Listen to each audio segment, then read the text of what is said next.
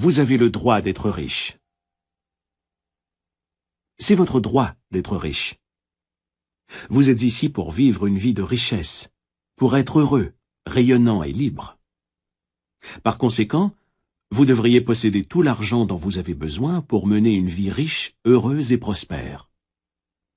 Vous êtes ici pour croître, vous développer et vous épanouir, spirituellement, mentalement et matériellement. Vous avez le droit inaliénable de vous développer et de vous exprimer pleinement à tout point de vue. Vous devriez vous entourer de beauté et de luxe. Pourquoi vous satisfaire de juste assez pour tenir le coup quand vous pouvez jouir des richesses de l'infini? Mettez en application les principes énoncés et élaborés dans cet enregistrement et vous apprendrez à vous lier d'amitié avec l'argent et vous accumulerez toujours des surplus. Votre désir de richesse est le désir d'une vie mieux remplie, plus heureuse et merveilleuse. C'est bon et très bon. Commencez à voir l'argent pour ce qu'il est réellement, un symbole d'échange.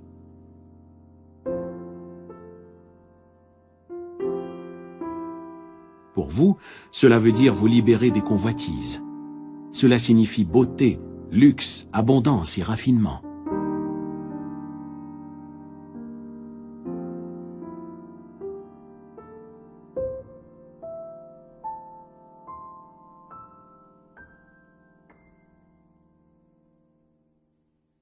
Vous vous dites probablement « Je veux plus d'argent. Je mérite un meilleur salaire. » Je crois que la plupart des gens sont inadéquatement rémunérés. Une des raisons qui font que les gens n'ont pas plus d'argent, c'est qu'ils le condamnent, en silence ou ouvertement. Ils parlent de sale fric, ou croient que l'amour de l'argent est la source de tout mal, etc. Une autre raison qui fait qu'ils ne s'enrichissent pas, c'est qu'ils ont un sentiment insidieux et inconscient que la pauvreté est une vertu. Ce modèle inconscient peut découler de l'éducation reçue dans la tendre enfance, des superstitions, ou encore être fondé sur une interprétation erronée des Écritures. L'argent est seulement un symbole. Au fil des siècles, il a pris de nombreuses formes comme monnaie d'échange. Sel, perles et babioles de toutes sortes. Autrefois, la richesse d'un homme dépendait du nombre de moutons ou de bœufs qu'il possédait. Il est beaucoup plus simple pour payer vos factures d'écrire un chèque que d'emporter un mouton. Dieu ne veut pas que vous viviez dans un taudis ou que vous mouriez de faim. Dieu veut que vous soyez heureux, prospères et que vous réussissiez. Dieu réussit toujours tout ce qu'il entreprend, qu'il fabrique une étoile ou un univers. Vous avez peut-être envie de faire un voyage autour du monde, d'étudier les arts dans un pays étranger, d'aller à l'université ou d'envoyer vos enfants dans une école supérieure. Vous souhaitez certainement les voir grandir dans un quartier charmant afin qu'ils puissent apprendre à apprécier la beauté, l'ordre, la symétrie et les proportions. Vous êtes nés pour réussir, pour gagner, pour vaincre toutes les difficultés et pour développer tous vos talents à leur plein potentiel.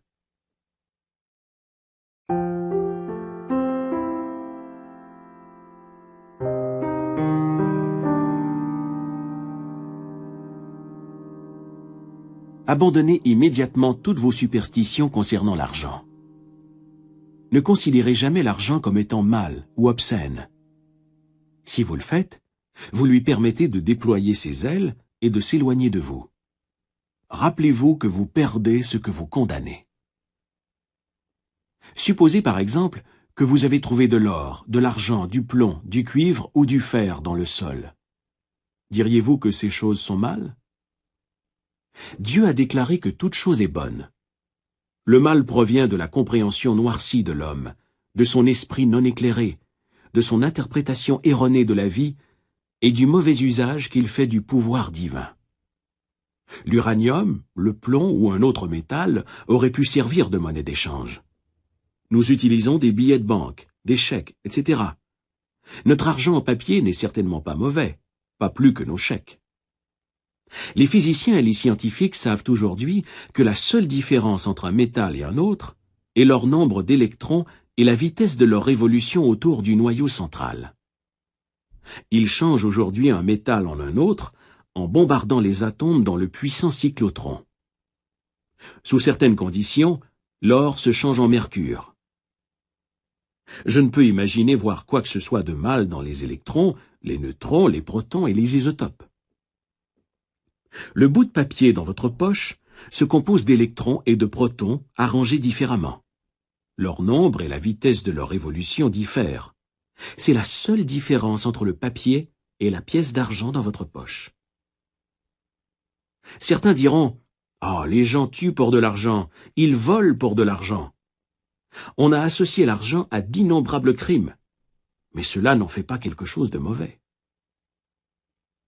Un homme peut donner de l'argent à un autre pour qu'il tue quelqu'un. Il a fait un mauvais usage de l'argent en s'en servant dans un but destructif. Même chose si vous apportiez un peu de terre de votre jardin et que vous la mettiez dans votre tasse de café pour le petit déjeuner. Ce serait votre mal. Pourtant, la terre n'est pas mauvaise. Pas plus que le café. Simplement que la terre est mal placée. Elle va dans le jardin. Nous savons que les forces ou les éléments de la nature ne sont pas mauvais. Ils nous font du bien ou du mal selon l'usage que nous en faisons. Un jour, un homme m'a dit « Je suis cassé. Je n'aime pas l'argent. C'est la source de tous les maux. » Aimer l'argent, à l'exclusion de tout le reste, vous conduira à devenir déséquilibré. Vous êtes ici pour utiliser intelligemment votre pouvoir ou votre autorité. Certaines personnes ont soif de pouvoir, d'autres ont soif d'argent. Si vous mettez tout votre cœur dans l'argent et que vous dites « c'est tout ce que je désire, je vais mettre toute mon énergie à accumuler de l'argent, c'est tout ce qui m'importe », vous pourriez gagner de l'argent et amasser une fortune. Mais vous avez oublié que vous êtes ici pour mener une vie équilibrée. L'homme ne vivra pas que de pain. Par exemple, si vous avez joint une secte ou un groupe religieux et que vous devenez fanatique, en oubliant vos amis, la société et vos activités sociales, vous serez déséquilibré, inhibé et frustré. La nature recherche l'équilibre. Vous pouvez amasser une fortune ou avoir des millions de dollars. Ce n'est ni mal ni mauvais. Aimer l'argent à l'exclusion de tout le reste n'amène que frustration, déception et désillusion. En ce sens, l'argent est la source de votre malheur. En faisant de l'argent votre seul but, vous avez tout simplement fait le mauvais choix. Vous pensiez que c'était tout ce que vous désiriez, mais vous avez découvert, après tous ces efforts, que vous n'aviez pas seulement besoin d'argent. Ce que vous désiriez vraiment, c'était une place bien à vous, la paix de l'esprit et l'abondance. Vous pourriez avoir 1 ou plusieurs millions si vous le vouliez, et avoir encore la paix de l'esprit, l'harmonie, une santé florissante et l'expression divine. Chacun veut suffisamment d'argent, et pas seulement ce qu'il faut pour vivre. On veut assez pour dépenser et économiser, et on devrait en avoir assez. Les envies, les désirs, les élans que nous avons envers la nourriture, les vêtements, les maisons, de meilleurs moyens de transport, d'expression, de procréation et d'abondance, sont tous des cadeaux de Dieu, du divin, et bons. Mais nous pourrions mal diriger ces envies, ces désirs et ces élans, ce qui entraînerait dans nos vies des expériences mauvaises ou négatives.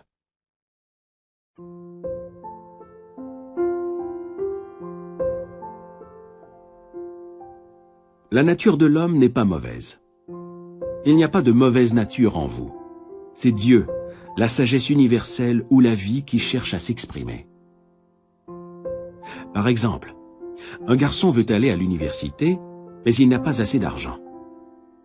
Il voit les garçons des voisins qui fréquentent l'université. Son désir grandit. Il se dit « Je veux faire des études moi aussi ». Si bien que ce jeune homme ira jusqu'à voler ou détourner des fonds dans le but d'aller à l'université. À la base, son désir de faire des études avancées était bon, mais il a mal dirigé ce désir ou cette envie en violant les lois de la société, la loi de l'harmonie universelle ou la règle d'or. Par conséquent, il se retrouve en prison. Cependant, si cet homme avait connu les lois de l'esprit et son absolue capacité d'utiliser la puissance spirituelle pour aller à l'université, il serait libre et non en prison. Qui l'a précipité en prison? Le policier qui l'a écroué n'était qu'un instrument des lois humaines qui l'a violé. Il s'était d'abord emprisonné lui-même dans sa tête en volant et en blessant les autres. Puis, il y a eu la peur et la culpabilité. C'est la prison de l'esprit, suivie par les murs de la prison faits de briques et de pierres. L'argent symbolise l'opulence, la beauté, le raffinement et l'abondance divine, et il doit être utilisé intelligemment, judicieusement et de façon constructive pour bénir l'humanité d'innombrables manières. C'est seulement un symbole de la santé économique d'une nation. Lorsque votre sang circule librement, vous êtes en santé. Lorsque l'argent circule librement dans votre vie, vous êtes économiquement en santé. Lorsque les gens commencent à accumuler de l'argent pour le conserver dans des boîtes en fer blanc et que la peur les envahit, ils sont économiquement malades. Le krach boursier de 1929 a été le résultat d'une panique psychologique. Partout, la peur s'était emparée de l'esprit des gens. C'était une sorte d'envoûtement négatif et hypnotique. Vous vivez dans un monde subjectif et objectif.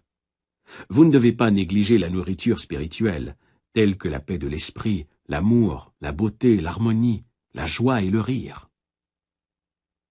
La connaissance du pouvoir spirituel est le chemin vers la voie royale qu'empruntent les riches de toutes sortes, que votre désir soit spirituel, mental ou matériel. Celui qui étudie les lois de l'esprit ou celui qui étudie les principes spirituels croit et sait absolument que peu importe la situation économique, les fluctuations de la bourse, la dépression, les grèves, la guerre ou toute autre situation et circonstance, il y aura toujours suffisamment d'argent, quelle que soit la forme qu'il prendra. La raison en est qu'il maintient sa conscience de la richesse. Cet étudiant s'est persuadé lui-même que la richesse circule à jamais dans sa vie et qu'il y aura toujours un surplus divin. Si la guerre devait être déclarée demain et que tous les avoirs de cet étudiant perdaient leur valeur, comme ce fut le cas du mark allemand après la Seconde Guerre mondiale, il attirerait encore la richesse et s'en sortirait très bien, peu importe la forme que prendrait la nouvelle devise.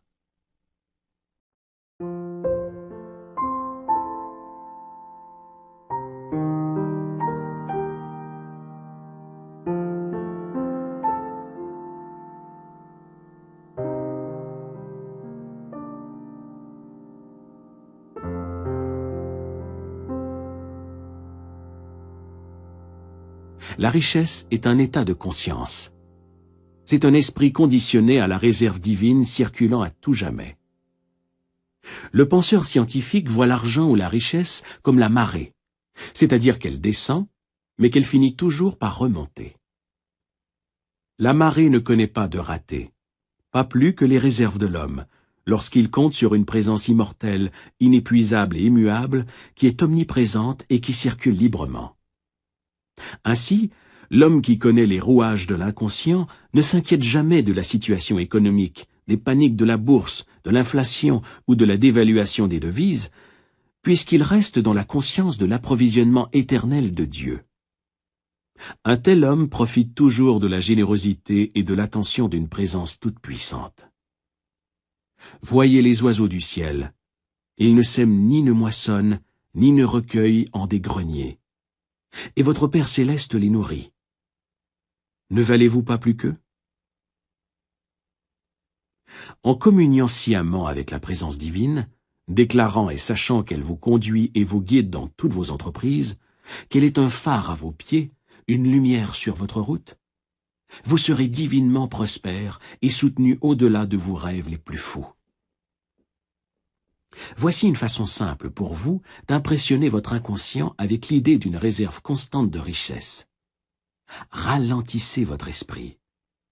Détendez-vous. Lâchez prise. Mobilisez l'attention. Plongez-vous dans un état d'assoupissement, de méditation. Vous ferez ainsi un minimum d'efforts. Ensuite, calmement, d'une manière détendue et passive, réfléchissez aux vérités toutes simples que voici. Demandez-vous d'où viennent les idées. D'où vient la richesse? D'où venez-vous? d'où viennent votre cerveau et votre esprit. Cela vous ramènera à l'unique source.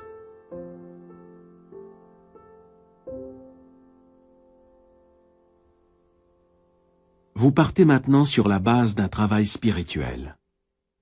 Cela ne froissera plus votre intelligence de réaliser que la richesse est un état d'esprit.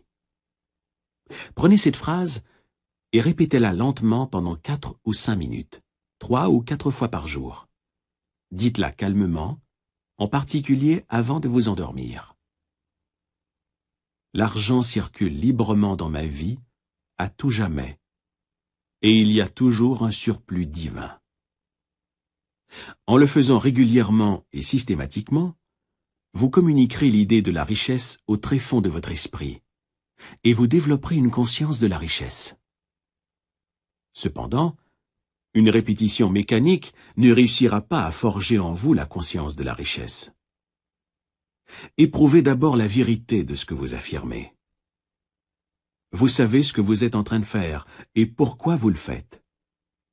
Vous savez que votre moi profond est réceptif à ce que vous acceptez sciemment comme vrai. Au début, les gens qui vivent des difficultés financières n'arrivent à rien avec des affirmations telles que « je suis riche, je suis prospère, je réussis bien ». Au contraire, de telles affirmations peuvent faire en sorte que leur situation se détériore. La raison en est que l'inconscient n'accepte que ce qui domine de 2 idées, ou encore l'impression ou le sentiment prédominant. Lorsqu'ils disent « je suis prospère », leur sentiment de manque grandit, et quelque chose au fond d'eux réplique « non, tu n'es pas prospère, tu n'as pas le sou ».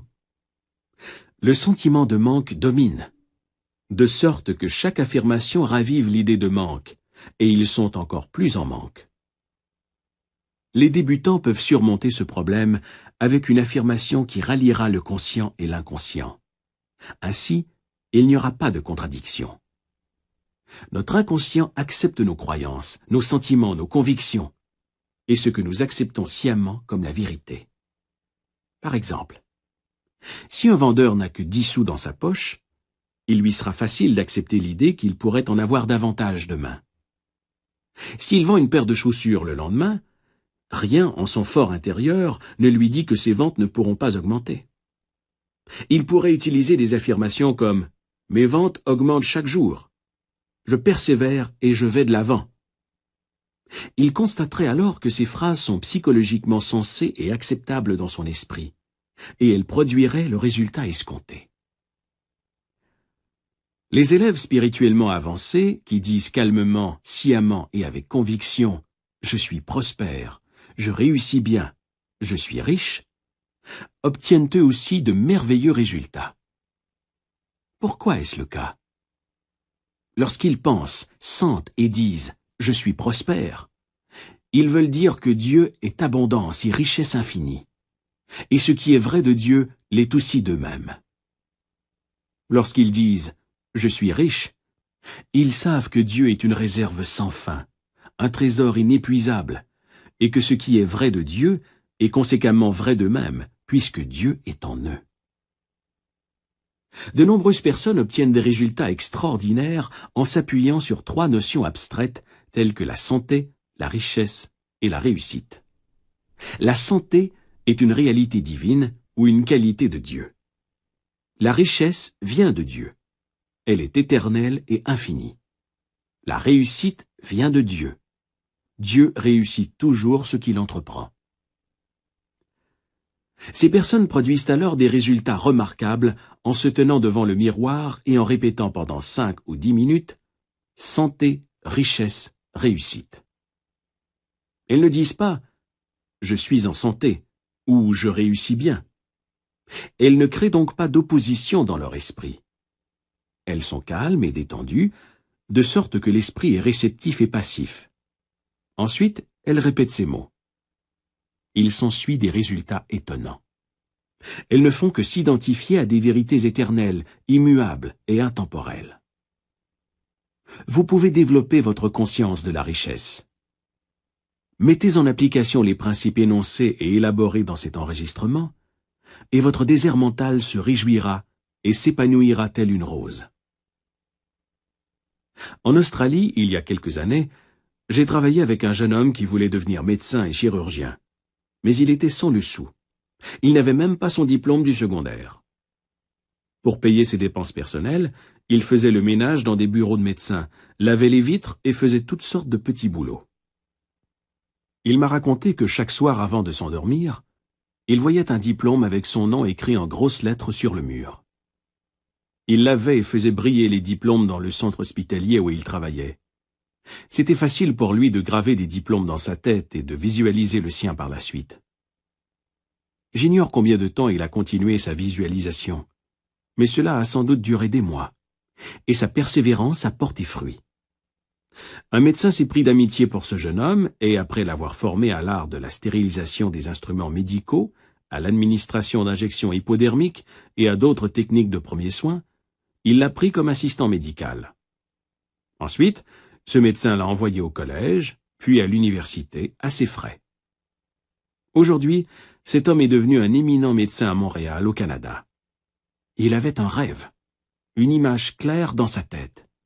Sa richesse était dans sa tête. La richesse est votre idée, votre désir, votre talent, votre besoin de servir, votre capacité de donner à l'humanité, votre habileté à être utile à la société, et votre amour de l'humanité en général. Ce jeune homme a fait inconsciemment appel à une grande loi.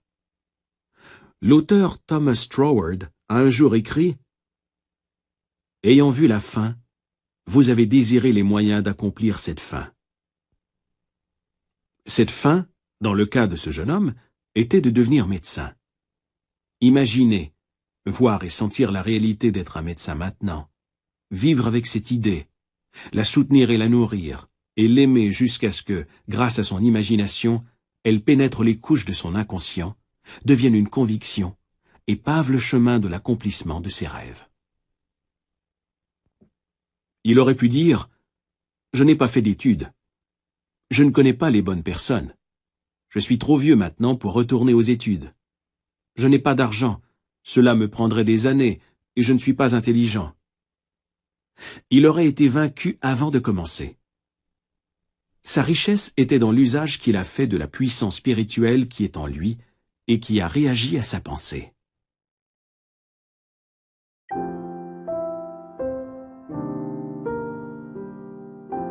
Les moyens par lesquels notre prière est exaucée sont toujours invisibles à nos yeux, sauf qu'à l'occasion, nous pouvons percevoir intuitivement une partie du processus. Mes moyens ont dépassé mes découvertes. Les moyens ne sont pas connus. La seule chose que la personne ait à faire est d'imaginer et d'accepter la fin dans sa tête et de laisser sa réalisation à la sagesse subjective qui est en elle. On pose très souvent la question « Que devrais-je faire après avoir médité sur la fin et avoir accepté mon désir en toute conscience ?» La réponse est simple. Vous serez poussé à faire ce qui est nécessaire pour atteindre votre idéal. La loi de l'inconscient est compulsion. La loi de la vie est action et réaction. Ce que nous faisons est la réponse automatique aux mouvements intérieurs de notre esprit, à nos sentiments et convictions intimes. Il y a quelques mois, au moment de me mettre au lit, j'ai imaginé qu'un de mes livres les plus populaires, La magie de la foi, était publié en français. J'ai commencé par visualiser et imaginer ce livre circulant dans tous les pays francophones. Pendant plusieurs semaines, j'ai fait cela chaque soir, en tombant endormi avec en tête l'édition française de mon livre entre les mains. Juste avant Noël de cette année-là, j'ai reçu une lettre d'un important éditeur parisien, accompagné d'un contrat en bonne et due forme, qui me demandait de signer afin de l'autoriser à publier et à promouvoir l'édition française de La magie de la foi dans toute la francophonie. Vous pourriez me demander ce que j'ai fait pour que mon livre soit publié après ma prière. Il faudrait que je vous réponde « rien ». La sagesse subjective a pris le relais.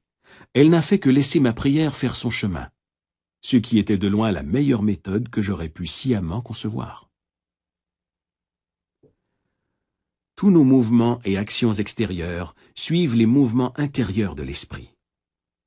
L'action intérieure précède toute action extérieure. Quels que soient les pas que vous faites physiquement, ou ce que vous semblez faire objectivement, tout cela fera partie d'un schéma qui vous a été imposé. Le fait d'accepter la fin vous donne les moyens d'y arriver. Croyez que vous l'avez dès maintenant et vous l'obtiendrez. Nous devons cesser de nier notre bien. Rendez-vous compte que la seule chose qui nous empêche d'accéder aux richesses qui nous entourent, c'est notre attitude mentale ou notre façon de regarder Dieu, la vie et le monde en général. Sachez, croyez et agissez dans l'hypothèse positive qu'il n'y a pas de raison de ne pas avoir, de ne pas être ou de ne pas faire tout ce dont vous rêvez, suivant les grandes lois de Dieu. La connaissance du fonctionnement de votre esprit est votre sauveur et votre rédempteur. Les pensées et sentiments sont votre destinée. Vous possédez toutes choses par droit de conscience. La conscience de la santé produit la santé. La conscience de la richesse produit la richesse. Le monde semble nier ou s'opposer à ce pourquoi vous priez. Parfois, vos sens se moquent et rient de vous. Si vous dites à un ami que vous démarrez une nouvelle entreprise, il pourrait vous énumérer toutes les raisons qui vous condamnent à l'échec. Si vous êtes sensible à ces prédictions hypnotiques, il pourrait introduire la peur de l'échec dans votre esprit. En prenant conscience du pouvoir spirituel qui est un et indivisible et qui réagit à vos pensées, vous rejetterez l'obscurantisme et l'ignorance du monde et saurez que vous possédez tous les outils, le pouvoir et le savoir pour réussir. Pour emprunter la voie royale de la richesse, vous ne devez pas semer d'obstacles ou d'embûches sur la route des autres. Pas plus que vous ne devriez être jaloux ou envieux d'autrui. En fait, lorsque vous entretenez ces états d'esprit négatifs, vous vous blessez, vous vous faites du mal, parce que vous le pensez et le ressentez.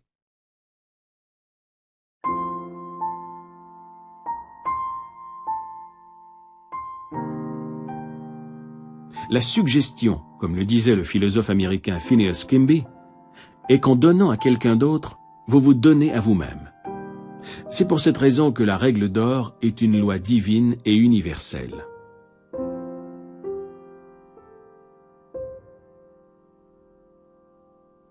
Faites-vous toujours un point d'honneur de bénir les autres et de vous réjouir de leur prospérité et de leur réussite. Ce faisant, vous vous bénissez vous-même.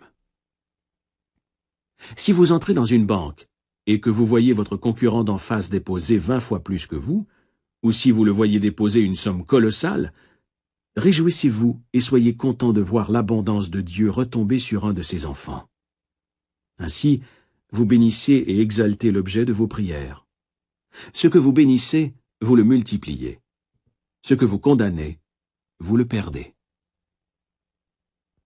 Si vous travaillez pour une entreprise importante et qu'en silence, vous pensez être sous-payé, pas assez reconnu, si vous pensez mériter plus d'argent et plus de reconnaissance et que vous en éprouvez du ressentiment, vous resserrez inconsciemment les liens qui vous lient à cette organisation. Et un jour, votre chef ou votre directeur vous dit « Nous devons vous licencier ». Vous vous êtes congédié vous-même. Le directeur n'était que l'instrument qui est venu confirmer votre propre état mental négatif. Autrement dit, il a été le messager qui vous a confirmé ce dont vous étiez déjà convaincu en ce qui vous concerne. C'était un exemple de la loi de l'action-réaction. L'action étant le mouvement interne de votre esprit, la réaction étant la réponse du monde extérieur pour se conformer à votre intime conviction. Vous pensez peut-être, en écoutant ceci, à quelqu'un qui a réussi financièrement en prenant avantage sur les autres, en les fraudant, en leur vendant des investissements risqués en immobilier, etc. La réponse à cela est pourtant évidente, car celui qui vole, triche ou fraude quelqu'un en fait autant pour lui-même. En réalité, dans ce cas-ci, on se fait du tort à soi-même, car si au départ on est en état de manque, on attirera forcément une perte. La perte peut prendre plusieurs formes. Vous pourriez perdre la santé, votre prestige, la paix de l'esprit, votre statut social, ou quelqu'un pourrait tomber malade à la maison ou dans votre entreprise. Ce ne sera pas nécessairement une perte monétaire. Il ne faut pas avoir une courte vue et s'imaginer que la perte sera uniquement pécuniaire. N'est-ce pas une merveilleuse sensation que de mettre votre tête sur l'oreiller le soir, de sentir que vous êtes en paix avec le monde entier et que votre cœur déborde de bonne volonté envers tous? Il y a des gens qui ont accumulé l'argent de la mauvaise manière, en écrasant les autres, en les escroquant, en les trompant ou en leur cherchant querelle. Quel en est le prix? Ce peut être la maladie mentale et physique, un complexe de culpabilité, de l'insomnie ou des peurs cachées. Comme un homme m'a dit un jour, « Oui, je me suis fichu des autres. J'ai obtenu ce que je voulais, mais j'en ai récolté un cancer. » Il s'était rendu compte qu'il s'était enrichi de la mauvaise manière. On peut être riche et prospère sans blesser personne. Nombreux sont ceux qui se volent continuellement eux-mêmes. La paix de l'esprit, la santé, la joie, l'inspiration, le bonheur et les rires de Dieu. Ils peuvent objecter n'avoir jamais volé, mais est-ce bien vrai? Chaque fois que nous en voulons à quelqu'un ou que nous envions la richesse ou le succès d'autrui, nous nous volons nous-mêmes. Voilà les vrais voleurs, les marchands que Jésus a chassés du temple. De même, vous devez les chasser sur un ton incisif et décisif. Ne leur permettez pas de vivre dans votre esprit. Brûlez-les avec le feu des pensées et des sentiments justes et bons. Je me rappelle, au premier jour de la Seconde Guerre, avoir lu un article sur une femme à Brooklyn, New York, qui avait fait le tour des magasins pour y acheter tout le café qu'elle pouvait. Elle savait que le café serait rationné et craignait terriblement d'en manquer. Elle en a acheté autant qu'elle a pu, puis elle l'a entreposé dans sa cave. Ce soir-là, elle est allée à la messe. En rentrant chez elle, elle a vu que des voyous avaient fracassé la porte d'entrée et lui avaient volé non seulement le café, mais son argenterie, son argent, ses bijoux et d'autres objets. Cette bonne dame a déclaré ce que tout le monde aurait dit. Pourquoi cela m'est-il arrivé à moi pendant que j'étais à l'église? Je n'ai jamais rien volé à personne. Est-ce vrai? N'était-elle pas dans la conscience du manque et de la peur lorsqu'elle a commencé à accumuler des réserves de café? Son état d'esprit et sa peur du manque ont suffi à lui attirer la perte de ses biens et possessions. Elle n'a pas eu besoin de mettre la main dans la caisse enregistreuse ou de dévaliser une banque. Sa peur du manque a produit le manque. C'est ce qui explique que de nombreux individus, qui sont ce que la société appelle de bons citoyens, essuient des pertes. Ils sont bons aux yeux du monde, c'est-à-dire qu'ils paient leurs impôts, obéissent aux lois, votent régulièrement et donnent généreusement aux œuvres de charité. Cependant, ils en veulent aux autres pour leur possession, leur richesse ou leur position sociale. Si le fait de dérober de l'argent lorsque personne ne les observe peut les rendre heureux, une telle attitude est définitivement et positivement un état de manque, et cela peut faire en sorte que celui qui cède à un tel état mental attire les charlatans ou les arnaqueurs qui peuvent les escroquer ou les tromper lors de transactions d'affaires. Avant d'être victimes des voleurs extérieurs, nous nous sommes volés nous-mêmes. Il faut un voleur intérieur avant que n'apparaisse le voleur extérieur. Un homme peut avoir un complexe de culpabilité et s'accuser sans cesse. J'ai connu un tel homme, caissier dans une banque. Il était très honnête. Il n'avait jamais volé un sou, mais il avait une liaison illicite. Il entretenait une autre femme et reniait sa famille. Il vivait dans la peur d'être découvert et en éprouvait une profonde culpabilité. La peur suit la culpabilité. Un jour, un des officiels de la banque l'a accusé d'avoir détourné des fonds. Cela semblait sérieux, car les preuves contre lui étaient circonstancielles. Pris de panique, il s'est rendu compte que s'il avait été injustement accusé, c'était pour la seule et unique raison qu'il s'était lui-même accusé et condamné. Il a vu comment fonctionne l'esprit. Dans la mesure où il s'accusait sans cesse sur le plan intime, il avait été accusé dans le monde extérieur.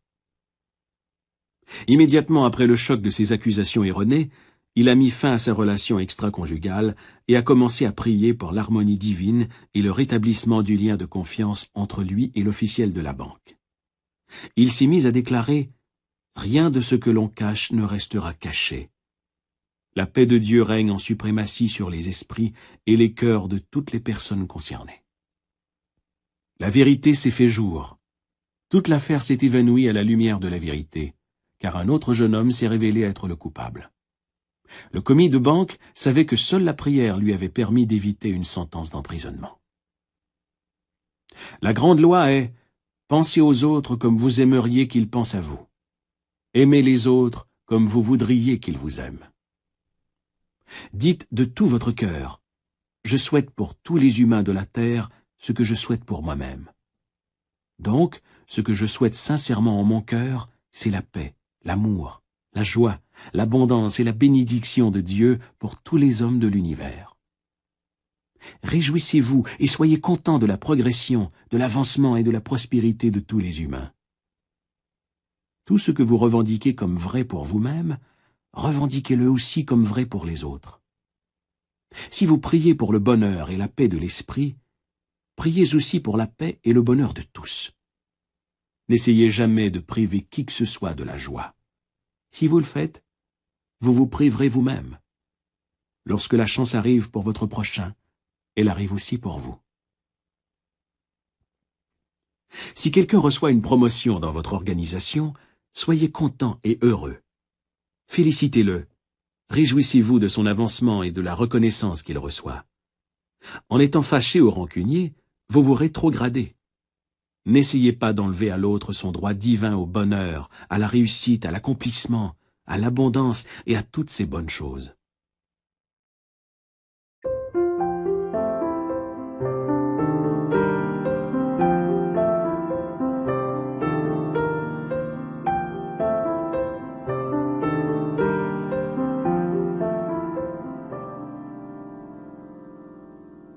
Jésus a dit « Amassez-vous des trésors dans le ciel, là, point de mythe ni de verre qui consume, point de voleur qui perfore et cambriole. Car là où est ton trésor sera aussi ton cœur. » La haine et le ressentiment rongent et font pourrir les cœurs, nous couvrant de cicatrices, d'impuretés, de toxines et de poisons. Les trésors du ciel sont les vérités de Dieu que nous possédons en notre âme.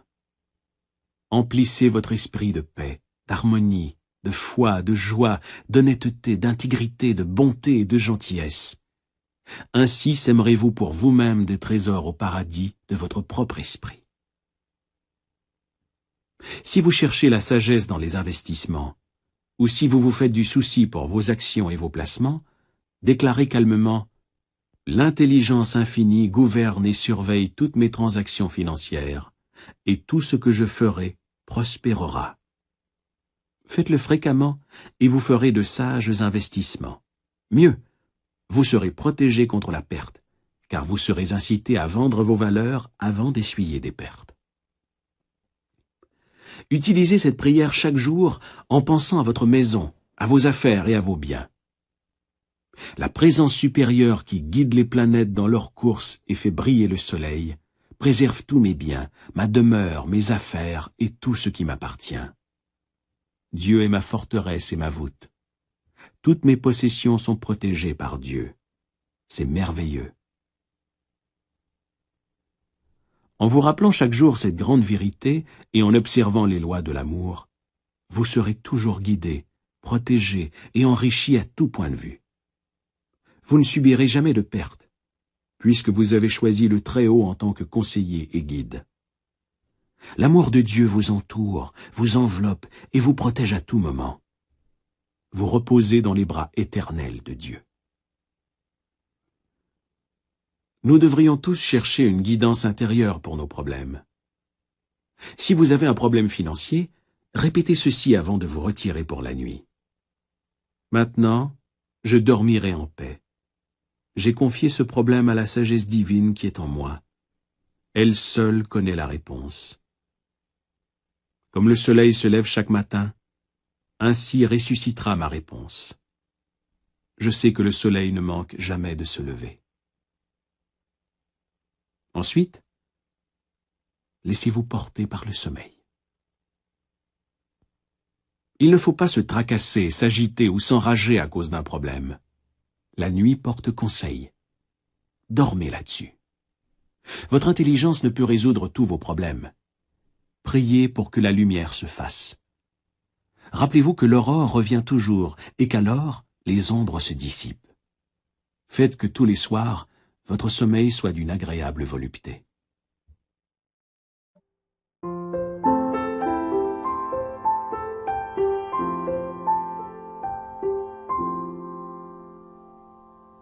Vous n'êtes pas victime des circonstances, mais vous croyez l'être. Vous pouvez vous lever et surmonter toutes les situations difficiles. Vous ferez différentes expériences en vous tenant sur le rocher de la vérité spirituelle, immobile et confiant en vos objectifs et désirs les plus profonds. Dans les grands magasins, la direction emploie des surveillants de rayon pour prévenir le vol. Chaque jour, ils prennent sur le fait un certain nombre d'individus qui essaient d'obtenir quelque chose sans payer. Toutes ces personnes vivent dans la conscience du manque et de la limitation. Elles se volent elles-mêmes, attirant du même coup toutes sortes de pertes. Ces personnes n'ont pas foi en Dieu et ne comprennent pas comment fonctionne leur esprit. Si elles priaient pour obtenir une vraie place pour l'expression et les largesses divines, elles trouveraient du travail. Ensuite, avec honnêteté, intégrité et persévérance, elles deviendraient un atout pour elles-mêmes et toute la société. Jésus a dit « Car vous aurez toujours des pauvres avec vous. Mais moi, vous ne m'aurez pas toujours avec vous. » Les états pauvres de la conscience seront toujours avec vous, en ce sens que peu importe votre richesse maintenant, il y aura toujours une chose que vous désirez de tout votre cœur. Que ce soit un problème de santé, un fils ou une fille qui a besoin de conseils, ou encore un manque d'harmonie dans la famille. À ce moment-là, vous êtes pauvre. Que l'on soit roi d'un pays ou un enfant des taudis, nous sommes tous nés avec des limites et la croyance dans la compétition. C'est dans ces limitations que nous grandissons. Si ce n'était de nos problèmes et difficultés, nous pourrions ne jamais découvrir notre pouvoir intérieur. Ce sont nos états pauvres qui nous poussent à chercher la solution. Nous ne saurions jamais ce qu'est la joie, mais nous pourrions verser une larme de chagrin. Il nous faut être conscients de la pauvreté, afin de chercher la libération et la liberté, et ainsi accéder à l'opulence de Dieu. Ces états pauvres, dont la peur, l'ignorance, l'inquiétude, le manque et la douleur, ne sont pas mauvais lorsqu'ils nous obligent à rechercher le reposer. Lorsque vous avez des problèmes et que l'on vous ballotte de gauche à droite, lorsque vous vous posez des questions négatives et déchirantes telles que « Pourquoi tout cela m'arrive-t-il à moi? Pourquoi la malchance me poursuit-elle ?» alors la lumière se fait dans votre esprit. À travers vos souffrances, vos peines ou vos malheurs, vous découvrez la vérité libératrice. Doux sont les procédés de l'adversité. Comme le crapaud hideux et venimeux, elle porte un bijou précieux dans sa tête. L'insatisfaction nous amène à la satisfaction. Tous ceux qui ont étudié les lois de la vie ont été insatisfaits de quelque chose. Ils ont eu des problèmes ou des difficultés qu'ils ne pouvaient résoudre, ou encore, ils n'étaient pas satisfaits des réponses qu'on leur donnait sur les énigmes de la vie. Ils ont trouvé leur réponse dans la présence de Dieu en eux-mêmes, la perle sans prix, le bijou précieux. La Bible dit « J'ai cherché le Seigneur et je l'ai trouvé, et il m'a délivré de toutes mes peurs. » Lorsque vous réalisez votre ambition ou votre désir, vous êtes satisfait pendant un bref moment seulement. Ensuite, vous avez envie de reprendre de l'expansion. C'est la vie qui essaie de s'exprimer à travers vous à des niveaux supérieurs. Lorsqu'un désir est comblé, un autre se présente, etc., à l'infini. Vous êtes ici pour grandir. La vie est progrès, elle n'est pas statique. Vous êtes ici pour aller de gloire en gloire. Cela n'a pas de fin, car la gloire de Dieu est infinie. Nous sommes tous pauvres, en ce sens que nous cherchons éternellement plus de lumière, de sagesse, de bonheur et de joie dans nos vies. Dieu est infini, et jamais dans toute l'éternité pourriez-vous épuiser la gloire, la beauté et la sagesse qu'il contient. Voilà à quel point vous êtes merveilleux. Dans l'absolu, toutes choses sont finies. Mais dans le monde relatif, nous devons nous éveiller à cette gloire qui était nôtre avant la création du monde. Le voyage est toujours vers l'intérieur, vers le haut et vers Dieu. C'est vraiment un processus d'éveil où vous vous rendez compte que la création est finie. Lorsque vous savez que Dieu n'a pas à apprendre, à grandir, à s'étendre ou à se déployer, vous commencez à vous éveiller peu à peu du rêve de la limitation, et vous prenez vie en Dieu. Lorsque les écailles de la peur, de l'ignorance, de la mégalomanie et de l'hypnose de masse vous tombent des yeux, vous commencez à voir comme Dieu voit. Les points d'aveuglement disparaissent. Vous commencez à voir le monde tel que Dieu l'a créé, car c'est avec les yeux de Dieu que l'on commence à voir. À présent, vous dites « Voyez, le royaume des cieux est à portée de main. » Nourrissez le pauvre en vous. Habillez les idées nues et donnez-leur forme en croyant à la réalité de l'idée, en faisant confiance au grand artisan intérieur pour lui donner forme et l'objectiver. Maintenant, votre monde s'incarnera. Lorsque vous avez faim, vous cherchez de la nourriture. Lorsque vous êtes inquiet, vous cherchez l'apaisement. Lorsque vous êtes malade, vous cherchez la santé. Lorsque vous êtes faible, vous cherchez la force. Votre désir de prospérité est la voix de Dieu en vous qui vous dit que l'abondance est vôtre. Ainsi, dans votre état de pauvreté, vous trouvez la force de grandir, de croître, de vous développer, d'accomplir et de réaliser vos désirs. Une douleur dans l'épaule est une bénédiction déguisée. Elle vous dit d'abord de faire quelque chose pour la soulager. S'il n'y avait ni douleur, ni indication que quelque chose cloche, vous risqueriez de perdre votre bras. Votre douleur est le signal d'alarme de Dieu qui vous dit de chercher sa paix et son pouvoir de guérison, de quitter les ténèbres pour la lumière. Lorsque vous avez froid, vous faites un feu. Lorsque vous avez faim, vous mangez. Lorsque vous êtes en manque, entrez dans l'atmosphère de l'opulence et de l'abondance. Imaginez le dénouement et réjouissez-vous. Ayant imaginé la fin et senti qu'elle était vraie, vous avez pris les moyens de réaliser cette fin.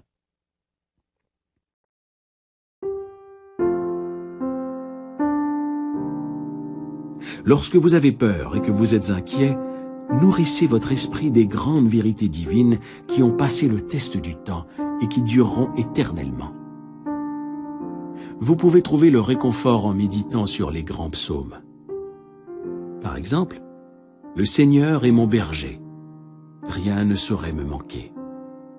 Dieu est mon refuge, mon sauveur, de qui aurais-je peur? Dieu est une aide toujours présente en période de bouleversement. Mon Dieu, en lui je mets toute ma confiance. Il me couvrira de ses plumes, et sous ses ailes je reposerai. Un seul homme avec Dieu est une majorité. Si Dieu est avec moi, qui sera contre moi? Tout ce que je fais par le Christ me renforce. Laissez les vibrations de guérison de ces vérités pénétrer votre esprit et votre cœur. Grâce à ce processus de méditation, vous expulserez de votre esprit tous vos doutes, vos inquiétudes et vos peurs. Retenez une autre grande vérité spirituelle. Un cœur joyeux donne une mine joyeuse. Un cœur joyeux est un banquet sans fin. Un cœur joyeux agit comme un remède. Un esprit brisé assèche les eaux. Je t'invite donc à te rappeler que tu nourris le don de Dieu en toi. Commencez maintenant à nourrir le don de Dieu en rejetant complètement l'évidence des sens, la tyrannie et le despotisme de la mégalomanie, et en accordant une complète reconnaissance au pouvoir spirituel en vous comme étant la seule cause, le seul pouvoir et l'unique présence. Sachez qu'il s'agit d'un pouvoir réceptif et bénéfique. Attirez-le auprès de vous, et il ne sera pas attiré loin de vous. Adressez-vous à lui avec dévotion, assurance, confiance et amour. Il vous répondra par l'amour, la paix, la guidance et la prospérité. Il sera votre consolateur, votre guide, votre conseiller et votre Père céleste. Vous direz alors, « Dieu est amour. Je l'ai trouvé, et il m'a vraiment délivré de toutes mes peurs. » Mieux, vous vous retrouverez dans de verts pâturages, où vous, l'abondance et toutes les richesses de Dieu circuleront librement à travers vous. Dites-vous librement et joyeusement durant la journée, « Je marche dans la conscience de la présence de Dieu tout au long du jour. Sa plénitude circule en moi à tout moment, remplissant tous les vaisseaux vides dans ma vie. » Lorsque vous êtes envahi par le sentiment d'être ce que vous désirez être, votre prière est exaucée. Tous les vaisseaux sont-ils comblés dans votre vie? Cherchez sous santé, richesse, amour et expression. Êtes-vous pleinement satisfait à tous les niveaux? Manque-t-il quelque chose dans un de ces 4 domaines? Tout ce que vous cherchez, peu importe quoi, fait partie de l'une de ces classifications. Si vous dites « Je veux seulement la vérité ou la sagesse », vous exprimez le désir de tous les hommes partout sur la terre. C'est tout ce que chacun veut, même si il ou elle l'exprime différemment. La vérité ou la sagesse est le plus grand désir de tous les hommes. Il apparaît sous la classification expression. Et vous voulez exprimer Dieu de plus en plus, ici et maintenant. À travers vos manques, vos limitations et vos problèmes, vous grandissez dans la lumière de Dieu et vous vous découvrez vous-même. Il n'existe aucun autre moyen de vous découvrir vous-même. Si vous n'aviez pas de façon d'utiliser vos pouvoirs, jamais vous ne pourriez vous découvrir, pas plus que vous ne pourriez en déduire une loi vous gouvernant. Si vous étiez contraint à être bon ou contraint à aimer, ce ne serait pas de l'amour. Vous ne seriez qu'un automate. Vous êtes libre d'aimer, parce que vous pouvez donner l'amour ou le conserver. Si vous étiez contraint d'aimer, il n'y aurait pas d'amour. N'êtes-vous pas flatté lorsqu'une personne vous dit qu'elle vous aime et vous veut? Elle vous a choisi entre tous. Elle n'est pas obligée de vous aimer. Si elle était forcée de vous aimer, vous ne seriez ni flatté ni heureux de cela. Vous êtes libre d'être un meurtrier ou une bonne personne. C'est la raison pour laquelle nous faisons l'éloge d'hommes comme Lincoln et d'autres. Ils ont décidé de choisir le bien. Nous saluons leur choix. Si nous croyons que les circonstances, les situations, les événements, l'âge, la race, l'éducation religieuse ou le milieu dans lequel nous avons grandi peuvent exclure la possibilité de réussir une vie heureuse et prospère, alors nous sommes des imposteurs. Tout ce qu'il faut pour exprimer le bonheur et la prospérité, c'est de se sentir heureux et prospère. Le sentiment de la richesse produit la richesse. Nos états de conscience se manifestent.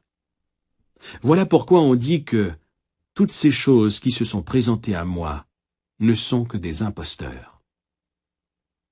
Le sentiment est la loi, et la loi est sentiment. Votre désir de prospérité est réellement la promesse de Dieu vous disant que ces richesses vous appartiennent. Acceptez cette promesse sans aucune restriction mentale. Kimby comparait la prière à un avocat plaidant une cause devant un juge. Cet enseignant des lois de l'esprit disait pouvoir prouver que le prévenu n'était pas coupable, mais qu'il était victime de mensonges et de croyances erronées. Vous êtes le juge. Vous rendez votre propre verdict. Puis, vous êtes libéré. Toutes les pensées négatives concernant le manque, la pauvreté et l'échec sont erronées. Ce ne sont que mensonges sans aucune preuve à l'appui. Vous savez qu'il n'y a qu'une puissance spirituelle, qu'une cause primale, et par conséquent, vous cessez de donner du pouvoir aux situations, aux circonstances et aux opinions des hommes. Donnez tout le pouvoir au pouvoir spirituel qui est en vous, sachant qu'il répondra à votre idée d'abondance et de prospérité. La reconnaissance de la suprématie de l'esprit intérieur et le pouvoir de votre propre pensée ou image mentale sont la voie de l'opulence, de la liberté et de réserve inépuisables. Acceptez une vie d'abondance dans votre esprit. Votre acceptation mentale et vos espoirs de richesse ont leurs mathématiques propres et leur propre mécanisme pour s'exprimer. En entrant dans une ère d'opulence, toutes les choses indispensables à une vie riche finiront par passer. Vous êtes maintenant le juge arrêtant une décision dans la salle du tribunal de votre esprit. Comme Quimby, vous avez apporté une preuve indiscutable, montrant comment les lois de votre esprit fonctionnent, et vous êtes désormais délivré de la peur. Vous avez exécuté toutes les peurs et superstitions dans votre esprit. Vous les avez décapitées. La peur est le signal pour entrer en action. Elle n'est pas vraiment mauvaise. Elle vous dit d'aller vers son contraire, qui est la foi en Dieu et en toutes les valeurs positives. Faites de ce qui suit votre prière quotidienne. Inscrivez-la dans votre cœur. Dieu est la source de mes réserves. Ces réserves sont désormais mes réserves. Ces richesses coule librement, copieusement et généreusement jusqu'à moi. Je suis à jamais conscient de ma vraie valeur. J'offre mes talents en toute liberté et je suis merveilleusement et divinement récompensé. Merci, Père.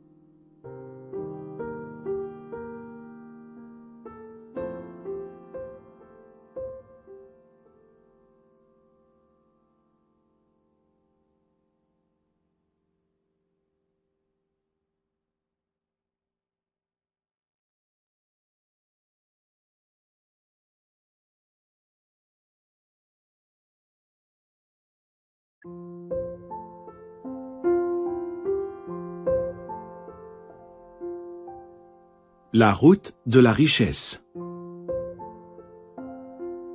La richesse vient de l'esprit. Supposons qu'un médecin s'est fait voler son diplôme en même temps que tous les instruments de sa pratique. Je suis sûr que vous seriez d'accord pour dire que sa richesse était dans sa tête. Il pourra toujours continuer, diagnostiquer les maladies, prescrire des médicaments, faire des opérations et discuter de sujets médicaux. Seuls les symboles ont été volés. Il pourra toujours se procurer un nouvel équipement. Ses richesses étaient dans son intelligence, dans son savoir pour aider les autres et dans sa capacité à contribuer à l'humanité en général. Vous serez toujours riche lorsque vous aurez un intense désir de contribuer au bien de l'humanité. Votre envie de servir, c'est-à-dire d'offrir vos talents au monde, trouvera toujours une réponse dans le cœur de l'univers.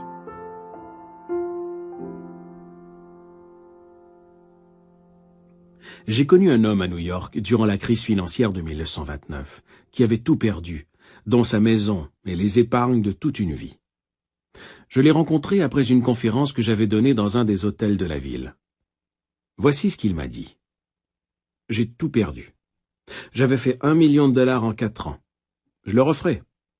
Tout ce que j'ai perdu, c'est un symbole. Je peux encore attirer le symbole de la richesse, tout comme le miel attire les mouches. »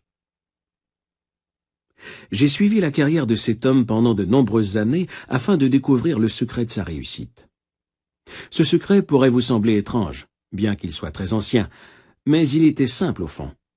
Changer l'eau en vin. Il avait lu ce passage dans la Bible, et il savait que c'était la réponse à la santé parfaite, au bonheur, à la paix de l'esprit et à la prospérité.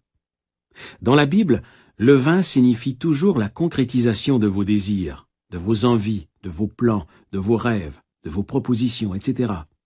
Autrement dit, ce sont les choses que vous désirez accomplir, réussir et mener à bon port. Dans la Bible, l'eau fait habituellement référence à votre esprit ou conscience. L'eau prend la forme du contenant dans lequel vous la versez. De même, ce que vous ressentez comme vrai, ou ce en quoi vous croyez, se manifestera dans votre monde. Par conséquent, vous changerez toujours l'eau en vin. La Bible a été écrite par des hommes éclairés. Elle enseigne une psychologie pratique, quotidienne, et une façon de vivre. Un des principes cardinaux de la Bible est que vous déterminez, modelez, fabriquez et façonnez votre propre destin par vos pensées, sentiments et croyances justes. Elle vous enseigne que vous pouvez régler n'importe quel problème, surmonter n'importe quelle situation, et que vous êtes né pour réussir, pour gagner et pour triompher. Pour découvrir la voie royale de la richesse et recevoir la force et l'assurance nécessaires pour avancer dans la vie, vous devez cesser d'aborder la Bible de façon traditionnelle. Cet homme dont nous avons parlé et qui traversait une crise financière avait l'habitude de se dire à lui-même les jours où il n'avait plus un sou « Je peux changer l'eau en vin ». Pour lui, ces mots voulaient dire « Je peux changer l'idée de pauvreté dans mon esprit pour satisfaire mes désirs ou mes besoins actuels, qui sont la richesse et l'abondance financière ». Cet homme est allé travailler comme vendeur pour une entreprise de produits chimiques. Il avait de bonnes idées pour promouvoir plus efficacement leurs produits.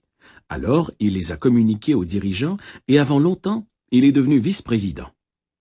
Au bout de 4 ans, l'entreprise l'a nommé au poste de président. Son attitude mentale avait toujours été « Je peux changer l'eau en vin ».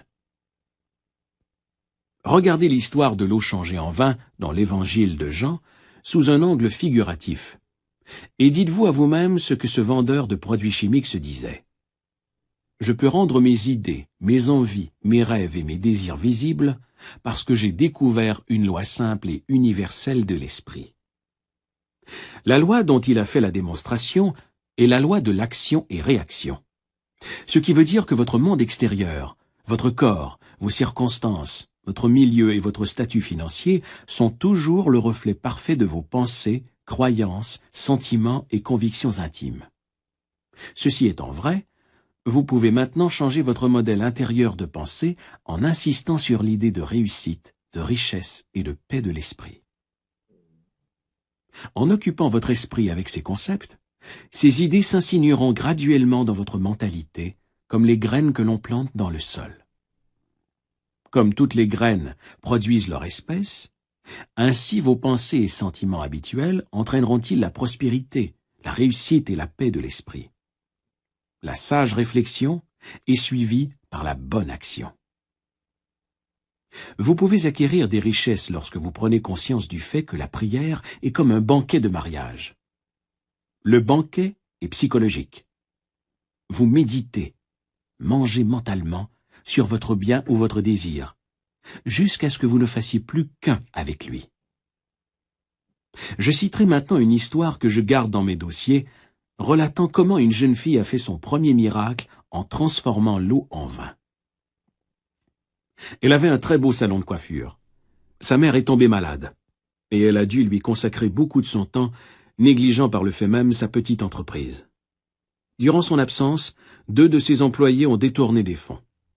Elle a été obligée de déclarer faillite, a perdu sa maison et s'est retrouvée avec une dette énorme. Elle n'arrivait plus à payer les factures d'hôpital pour sa mère, et elle s'est retrouvée au chômage. J'ai expliqué à cette jeune femme la formule magique de changer l'eau en vin. Je lui ai clairement fait comprendre que le vin signifiait la réponse à ses prières ou l'objectivation de son idéal. Elle était en brouille avec le monde extérieur. Elle disait « Voyez les faits, j'ai tout perdu, le monde est cruel. Je ne peux pas payer mes factures. Je ne prie pas car j'ai perdu espoir. » Elle était tellement absorbée et captive de son monde matériel qu'elle en oubliait complètement la cause intérieure de sa situation. Tandis que nous discutions, elle a commencé à comprendre qu'elle devait absolument résoudre cette brouille dans sa tête. Peu importe la nature de votre désir ou de votre idéal, À l'écoute de ce livre, vous trouverez aussi des pensées ou des idées qui y sont opposées dans votre esprit. Par exemple, votre désir pourrait aller vers la santé.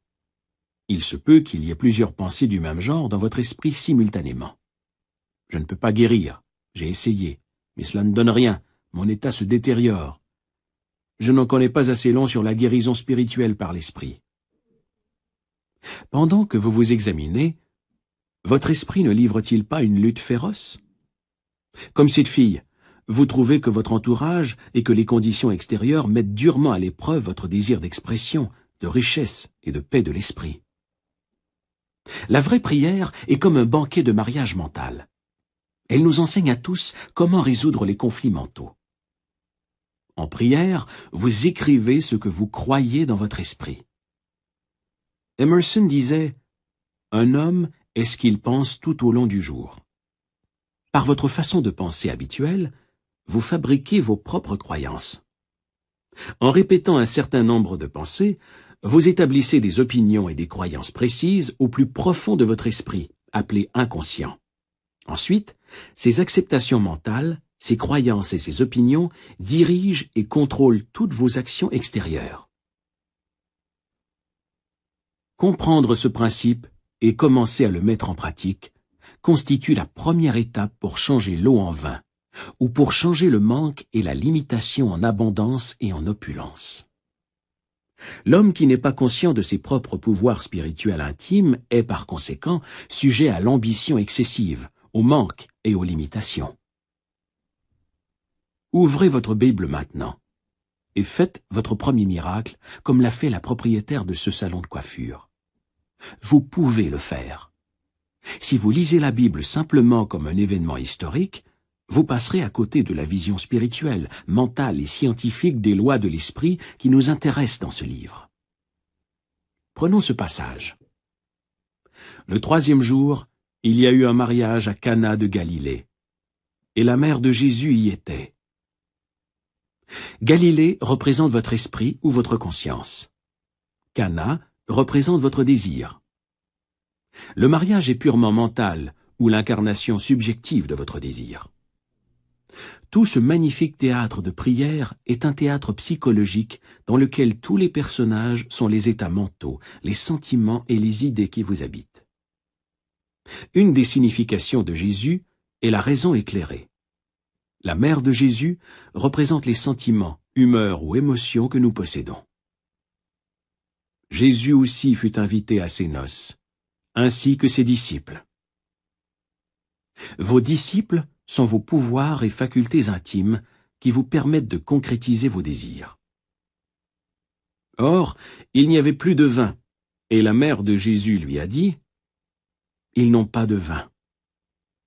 Le vin, comme nous l'avons établi, représente la prière exaucée de la manifestation de vos désirs et idéaux dans votre vie. Vous pouvez maintenant voir cela comme une scène quotidienne se déroulant dans votre vie.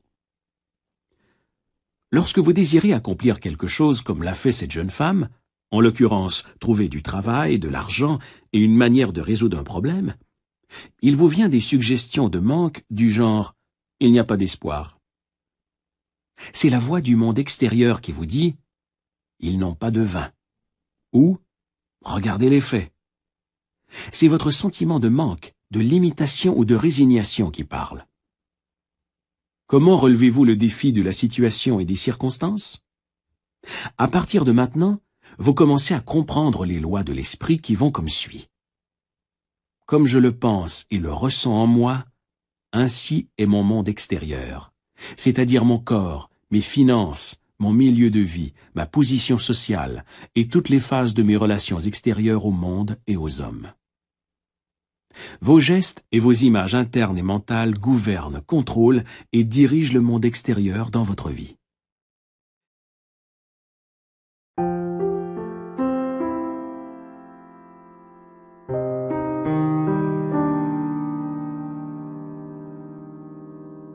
La Bible dit « Comme il pense en son cœur, ainsi est-il ». Le mot « cœur » est un terme chaldéen, signifiant l'inconscient. En d'autres termes, votre pensée peut atteindre des niveaux de subjectivité en éveillant le pouvoir de votre moi subliminal. La pensée et les sentiments sont votre destin. La pensée chargée de sentiments et d'intérêts est toujours subjectivité et se manifeste dans votre monde. La prière est un mariage de la pensée et des sentiments ou de vos idées et de vos émotions. C'est ce que représente le banquet de mariage. Toute idée ou tout désir de l'esprit ressenti comme vrai finit par passer, qu'il soit bon, mauvais ou indifférent. Le fait de connaître la règle selon laquelle ce que vous exprimerez, manifesterez ou vivrez dans le monde extérieur est ce que vous imaginez et ressentez dans votre esprit vous permet de commencer à discipliner votre esprit. Lorsque la suggestion du manque, de la peur, du doute ou du désespoir, ne plus avoir de vin, vous vient à l'esprit, rejetez-la immédiatement mentalement en focalisant aussitôt votre attention sur la prière exaucée ou sur l'accomplissement de votre désir. Les phrases que Jean reproduit dans la Bible, « Mon heure n'est pas encore venue » et « Que me veux-tu, femme ?» sont des expressions orientales figuratives et idiomatiques. Si nous paraphrasons ces citations, la femme signifie le sentiment négatif dans lequel vous vous complaisez. Ces suggestions négatives n'ont pas de pouvoir ou de réalité, parce que rien ne vient les appuyer. Une suggestion de manque n'a aucun pouvoir. Le pouvoir réside dans vos propres pensées et sentiments. Qu'est-ce que Dieu veut dire pour vous? Dieu est le nom donné à l'unique puissance spirituelle. Dieu est l'unique source invisible d'où proviennent toutes choses. Lorsque vos pensées sont constructives et harmonieuses, le pouvoir spirituel, en réponse à vos pensées, circule harmonieusement, sainement et abondamment. Appliquez la merveilleuse discipline de rejeter complètement chaque pensée de manque en reconnaissant immédiatement la disponibilité du pouvoir spirituel et sa réponse à vos pensées et images constructives. Vous mettrez alors en application la vérité qui se trouve dans ces paroles. « Que me veux-tu, femme ?» Nous lisons « Mon heure n'est pas encore venue ». Cela signifie que bien que vous ne soyez pas encore arrivé à une conviction ou à un état d'esprit positif, vous savez que vous êtes sur la voie mentalement, puisque vous engagez votre esprit dans des idéaux et objectifs positifs de la vie.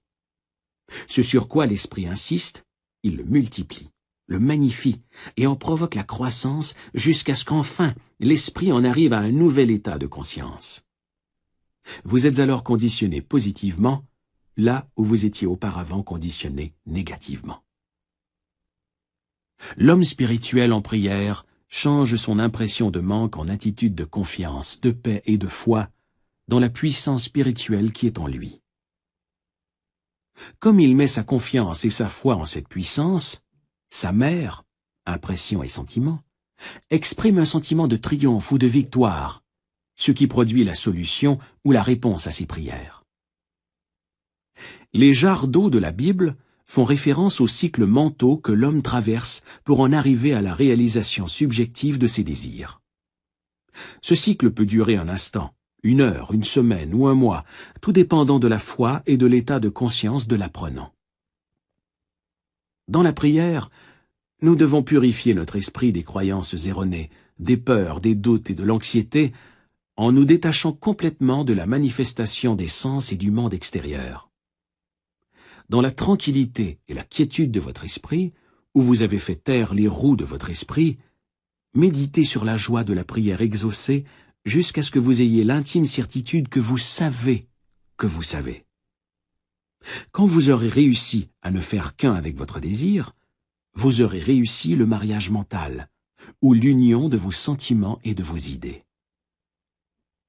Je suis sûr qu'en ce moment, vous désirez ne faire qu'un, vous marier avec la santé, l'harmonie, la réussite et l'accomplissement dans votre esprit. Chaque fois que vous priez, vous essayez de reproduire le banquet du mariage de Cana, la réalisation de vos désirs et idéaux. Vous voulez être mentalement identifié au concept de paix, de réussite, de bien-être et de santé parfaite. Ils les remplirent jusqu'au bord. Les 6 jarres représente votre propre esprit dans l'acte créatif spirituel et mental. Vous devez remplir votre esprit jusqu'au bord, ce qui veut dire que vous devez être rempli de la sensation d'être ce que vous avez envie d'être. Lorsque vous réussissez à remplir votre esprit de l'idéal que vous souhaitez accomplir ou exprimer, vous êtes plein jusqu'au bord. Vous cessez alors de prier pour l'obtenir parce que vous sentez que cela est réellement dans votre esprit. Vous savez. C'est un état fini de conscience. Vous êtes en paix à ce sujet. Puisez maintenant, leur dit-il, et portez-en à l'ordonnateur du repas. Ce qui pénètre dans notre inconscient est toujours objectivité sur l'écran de l'espace. Conséquemment, lorsque nous avons enfin été convaincus que notre prière était exaucée, nous avons donné l'ordre. Portez-en à l'ordonnateur du repas. Vous dirigez toujours votre banquet mental. Durant la journée, des milliers de pensées, de suggestions, d'opinions, de visions et de sons atteignent vos yeux et vos oreilles. Vous pouvez les rejeter comme ne convenant pas à la consommation mentale ou les entretenir. C'est votre choix. Votre esprit conscient, raisonnable et intellectuel est l'ordonnateur du banquet. Lorsque vous décidez sciemment d'entretenir le désir de votre cœur comme étant vrai, de méditer dessus, de vous en nourrir et de l'imaginer, il devient une incarnation vivante et une partie de votre mental, de sorte que votre moi profond le fait naître ou s'exprimer. Autrement dit, ce qui s'imprime subjectivement s'exprime aussi objectivement. Vos sens ou votre conscience voient l'objectivation de votre bien. Lorsque la conscience se rend compte que l'eau s'est changée en vin, elle prend conscience que sa prière a été exaucée. L'eau pourrait aussi s'appeler le pouvoir spirituel invisible, informe, la conscience non conditionnée. Le vin est la conscience conditionnée, ou l'esprit qui donne vie à ses croyances et à ses convictions. Les serviteurs qui puisent l'eau pour vous représentent l'atmosphère de paix, de confiance et de foi. Suivant votre foi ou vos sentiments, votre bien est attiré et amené à vous. Adoptez les principes spirituels dont il est question dans ce livre. Chérissez-les et tombez-en amoureux. Dans le premier miracle de Jésus, on nous dit que la prière est un banquet de noces, ou encore l'union de l'esprit et de ses désirs.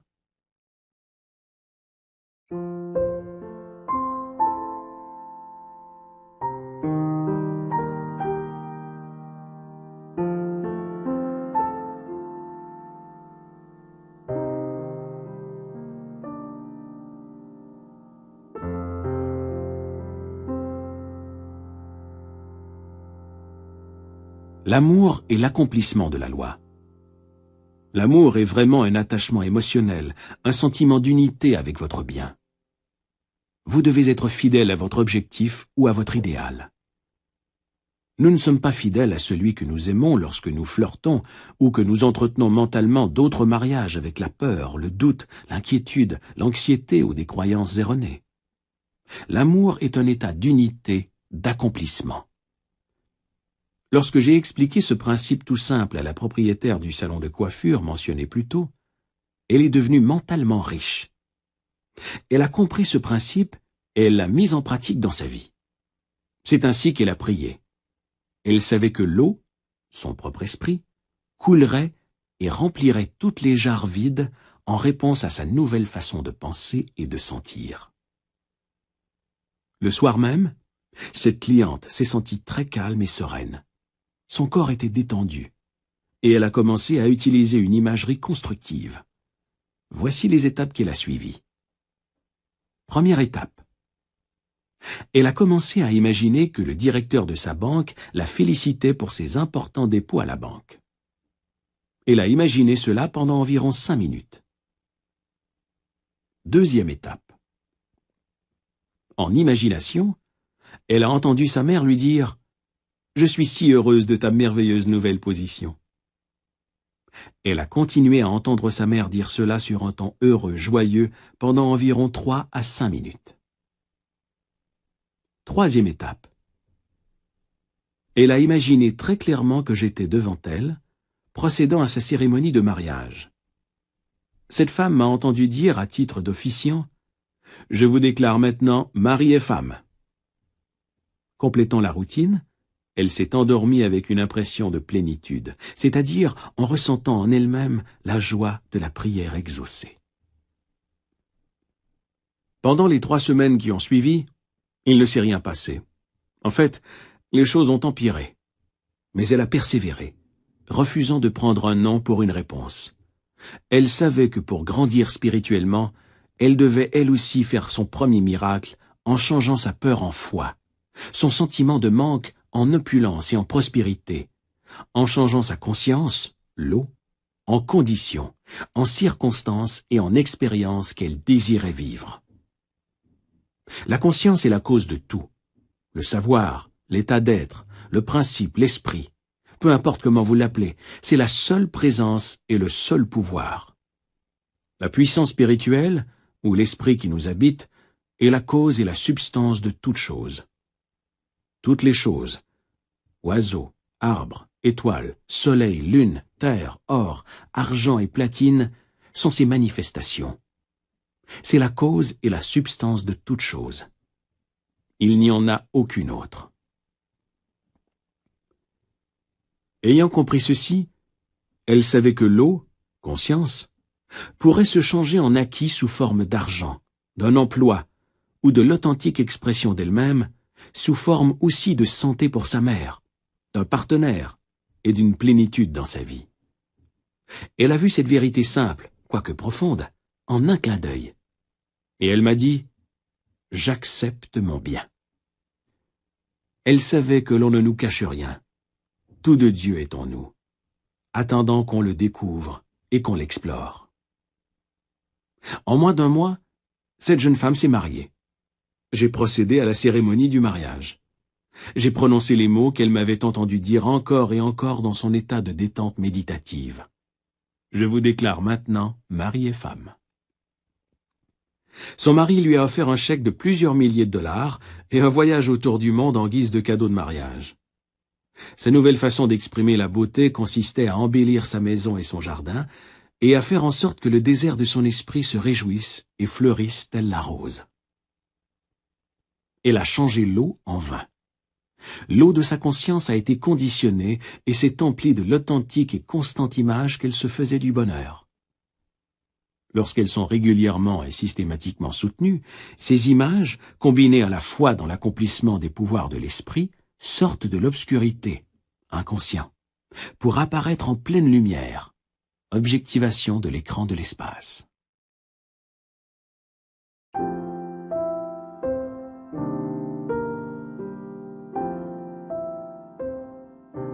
Il existe une règle importante.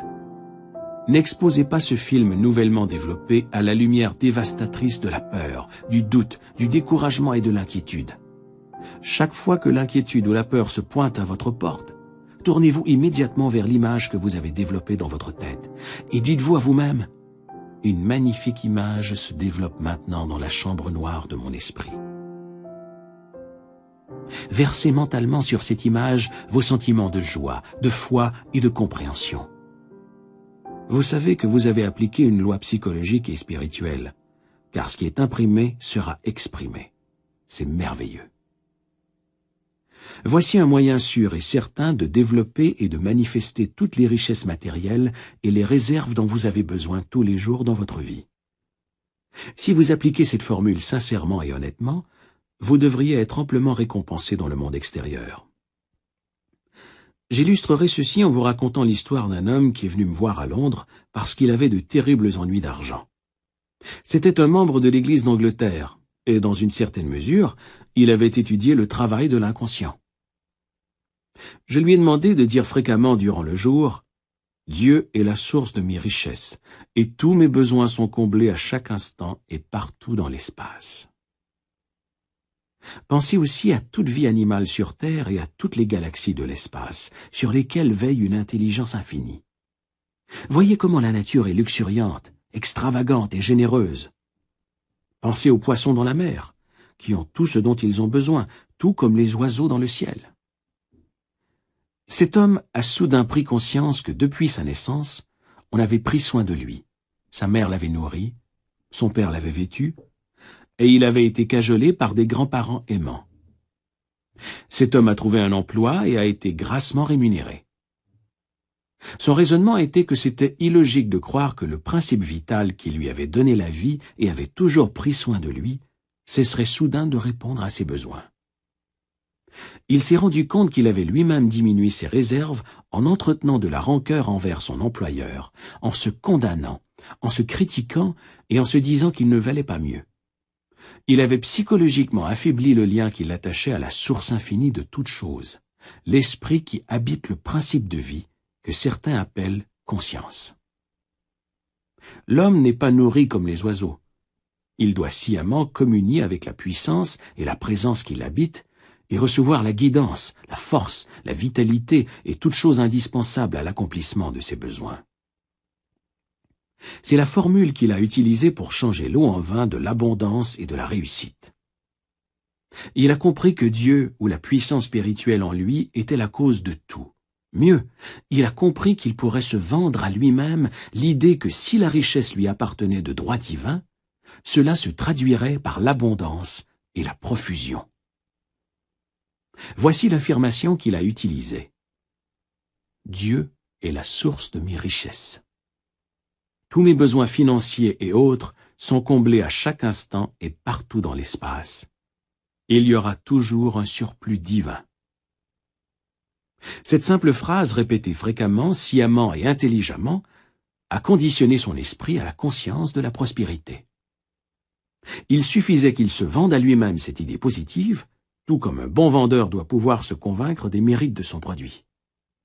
Ce genre d'individu est convaincu de l'intégrité de l'entreprise qui l'emploie, de la bonne qualité du produit, de l'excellent service que recevra le client et du fait que le prix est juste, etc.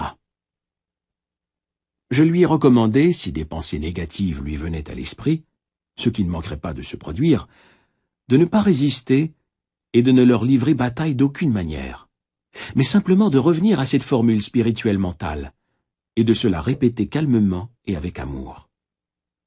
Il a parfois essuyé un déluge de négativité, une avalanche de pensées négatives. Chaque fois, il les a accueillies avec la conviction positive, ferme et fidèle que Dieu comble tous mes besoins. Il y aura toujours un surplus divin dans ma vie. Il répétait ceci au volant de sa voiture et en vaquant à ses occupations, pendant qu'une foule de pensées négatives telles que « c'est sans espoir, tu es fauché » s'immisçaient dans son esprit régulièrement. Chaque fois que lui venaient ces pensées négatives, il refusait de les laisser pénétrer son esprit, en se tournant vers la source éternelle de la richesse, de la santé et de toutes choses, qu'il savait être sa propre conscience spirituelle. Avec assurance, il déclarait « Dieu est la source de ma richesse, et cette richesse est à moi maintenant. » Ou encore « Il y a une solution divine. La richesse de Dieu est ma richesse. » Et d'autres phrases affirmatives et positives qui emplissaient son esprit d'espoir, de foi, d'espérance et ultimement de la conviction qu'il existait une fontaine de richesses infinies qui comblerait largement, gaiement et sans fin tous ses besoins. Ces pensées négatives déferlaient en lui au moins 50 fois par heure, mais chaque fois, il refusait de laisser entrer dans son esprit ces gangsters et imposteurs, dont il savait qu'ils ne feraient que lui dérober sa paix, sa richesse, sa réussite et toutes ces bonnes choses. Il ouvrait plutôt son esprit à l'idée du principe divin de vie éternelle, de largesse coulant en lui comme la richesse, la santé, l'énergie, le pouvoir et toutes choses indispensables pour mener une vie pleine et heureuse ici-bas. Comme il gardait cette attitude, le deuxième jour, moins d'imposteurs sont venus frapper à sa porte. Le troisième jour, les visiteurs négatifs se sont fait encore plus rares. Le quatrième jour, ils venaient par intermittence dans l'espoir d'entrer, mais se butaient à la même réponse mentale. Interdit d'entrer, je n'accepte que les pensées et les idées qui stimulent, guérissent, bénissent et inspirent mon esprit. Il a transformé sa conscience ou son esprit en une conscience de la richesse. Le prince de ce monde, Satan, est venu et n'a eu aucun pouvoir sur moi. Ce qui veut dire, il lui est venu des pensées négatives comme la peur, le manque, l'inquiétude, l'anxiété, mais son esprit a refusé de répondre. Il était immunisé, divinement intoxiqué et saisi d'une foi divine en une conscience toujours plus grande de la profusion et de l'abondance financière. Cet homme n'a pas tout perdu, pas plus qu'il n'a fait faillite. On lui a accordé une plus grande marge de crédit. Son affaire est devenue florissante. De nouvelles portes se sont ouvertes et il a prospéré.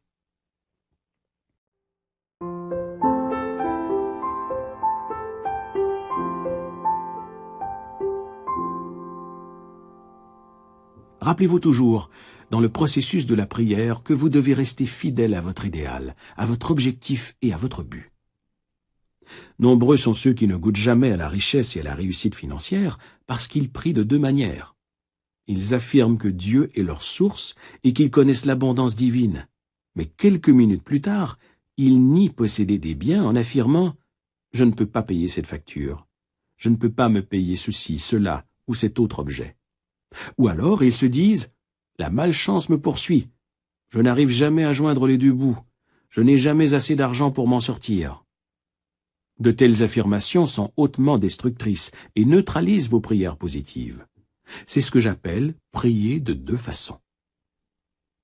Restez fidèle à votre plan ou à votre objectif. Restez fidèle à votre reconnaissance de la puissance spirituelle.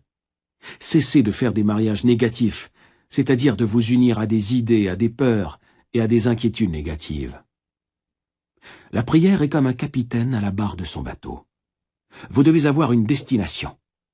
Vous devez savoir où vous allez. Le capitaine du bateau, connaissant les lois de la navigation, établit son parcours en conséquence. Si des tempêtes et des vagues déchaînées détournent le bateau de son objectif, il rectifiera calmement le cap. Vous êtes le capitaine à bord. Vous donnez les ordres sous forme de pensées, de sentiments, d'opinions, de croyances, d'humeurs et de signaux mentaux. Gardez l'œil sur la barre. Vous allez là où est votre vision. Alors cessez de regarder les obstacles, délais et empêchements qui vous feraient changer de cap. Soyez ferme et positif. Décidez où vous allez. Sachez que votre attitude mentale est le bateau qui vous fera passer du sentiment de manque et de limitation au sentiment d'opulence et à la croyance en l'indéfectible loi de Dieu qui travaille pour vous. Quimby, qui était médecin, de même qu'un remarquable disciple et enseignant des lois mentales et spirituelles de l'esprit, disait « L'homme agit en fonction de ses croyances. » Qu'est-ce qui vous motive maintenant? Qu'est-ce qui détermine votre réaction à la vie? Voici la réponse. Vos idées, croyances et opinions activent votre esprit et vous conditionnent au point que vous devenez, comme Quimby l'affirmait, une expression de vos croyances. Ceci illustre la vérité de la déclaration de Quimby. L'homme est sa croyance exprimée. Voici une autre déclaration populaire de Quimby. Nos esprits s'entremêlent comme des atmosphères, et chacun a dans cette atmosphère son identité. Lorsque vous étiez enfant, vous étiez sujet aux humeurs, aux sentiments, aux croyances et à l'atmosphère mentale générale de la maison. Les peurs, anxiété, superstition, ainsi que la foi et les convictions religieuses de vos parents étaient imprimées dans votre esprit. Disons qu'un enfant a été élevé dans un foyer où régnait la pauvreté, où l'on n'avait pas ce qu'il fallait pour s'en sortir, financièrement parlant. Il entendait sans cesse ses parents se plaindre de manquer de tout et d'être limité. Vous pourriez dire, comme Andrew Salter, avec sa thérapie du réflexe conditionné, que cet enfant a été conditionné à la pauvreté. Le jeune homme peut avoir un complexe de pauvreté fondé sur les expériences, la formation et les croyances acquises durant l'enfance. Mais il peut s'élever au-dessus de n'importe quelle situation et se libérer. Ceci se fait grâce au pouvoir de la prière. J'ai connu un jeune homme de 17 ans qui était né à New York, dans un quartier appelé Cuisine de l'Enfer. Il était venu écouter des conférences que je donnais au Steinway Hall à New York. Ce garçon s'est rendu compte qu'il avait été victime d'une forme de pensée négative et destructrice, et que s'il ne réorientait pas son esprit dans des canaux constructifs, il se laisserait envahir et contrôler par l'esprit du monde, avec ses peurs, ses échecs, ses haines et ses jalousies. L'homme fait subir aux autres ce que les autres lui font subir. La raison veut, comme le savait Quimby, que si l'humain ne prend pas soin de sa propre maison, esprit, la propagande, les fausses croyances, les peurs et les inquiétudes du monde phénoménal agiront sur lui comme un envoûtement hypnotique. Nous sommes immergés dans une mentalité qui croit à la maladie, à la mort, à la malchance, aux accidents, aux échecs, aux épidémies et à divers désastres. Suivez la recommandation biblique. Sortez d'au milieu d'eux et séparez-vous. Identifiez-vous mentalement et émotionnellement aux vérités éternelles qui ont résisté au test du temps. Ce jeune homme a décidé de se faire son propre plan. Il a décidé de prendre la voie royale de la richesse en acceptant l'abondance divine ici et maintenant et d'emplir son esprit des perceptions et concepts spirituels. Il savait en agissant ainsi qu'il chasserait immédiatement de son esprit tous les schémas négatifs. Il a opté pour un processus simple appelé imagination scientifique. Il avait une voix merveilleuse, mais il ne l'avait jamais cultivée. Je lui ai dit que l'image sur laquelle il ferait porter son attention se développerait au plus profond de son esprit et finirait par s'y imprimer. Il a compris qu'il s'agissait d'une loi de l'esprit, la loi d'action et réaction, c'est-à-dire de la réponse de l'esprit profond à l'image mentale que l'on garde à la conscience. Ce jeune homme s'assoyait calmement dans sa chambre, détendait tout son corps et s'imaginait très nettement en train de chanter devant un microphone. En fait, il cherchait la sensation de l'instrument. Il m'entendait le féliciter pour le merveilleux contrat qu'il venait de décrocher et lui dire combien sa voix était magnifique. En faisant porter son attention et sa dévotion sur cette image mentale régulièrement et systématiquement, il a imprimé une profonde impression dans son inconscient. Peu de temps après, à New York, un professeur de chant italien qui avait reconnu son potentiel lui a donné plusieurs fois par semaine des leçons de chant, et ce tout à fait gratuitement. Il a fini par signer un contrat qui l'a fait voyager partout en Europe, en Asie, en Afrique du Sud et ailleurs, pour chanter dans les salles de concert. Ses soucis financiers étaient chose du passé, car il recevait aussi un excellent salaire. Ses talents cachés et ses capacités à les exprimer étaient sa vraie richesse. Ses talents et ses pouvoirs en chacun de nous sont des dons de Dieu. Exprimons-les.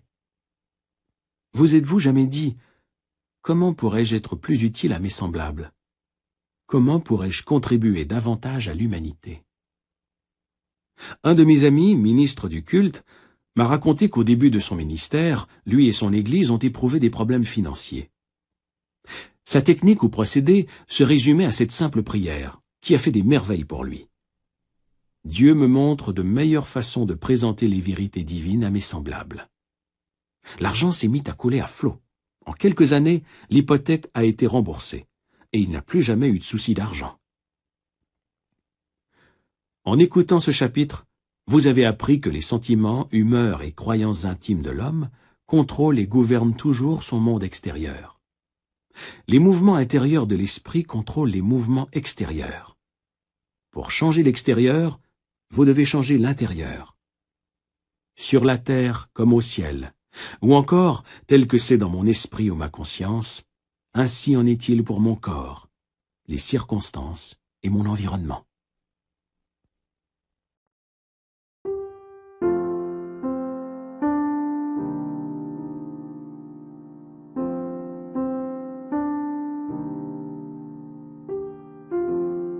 La Bible dit « Tout ce qui est voilé sera dévoilé, tout ce qui est caché sera connu. » Par exemple, si vous êtes malade, vous révélez un modèle mental et émotionnel qui en est la cause. Si vous êtes atterré, ou si on vous annonce une terrible nouvelle, remarquez comment cela se voit dans votre visage, vos yeux, vos gestes, le ton de votre voix, dans votre démarche et votre posture. En fait, tout votre corps révèle votre détresse intérieure. Vous pourriez bien sûr, par une discipline mentale et la prière, rester absolument stoïque, serein et calme, refusant de trahir vos sentiments cachés ou votre état mental. Vous pourriez commander aux muscles de votre corps de se détendre, de rester calme et immobile. Ils seraient obligés de vous obéir. Vos yeux, votre visage et vos lèvres ne montreraient aucun signe de chagrin, de colère ou d'abattement. D'un autre côté, avec un peu de discipline, à travers la prière et la méditation, vous pourriez renverser complètement la situation.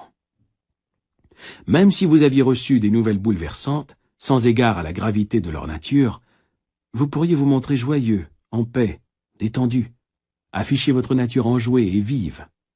Personne ne saurait jamais que vous venez de recevoir des nouvelles catastrophiques.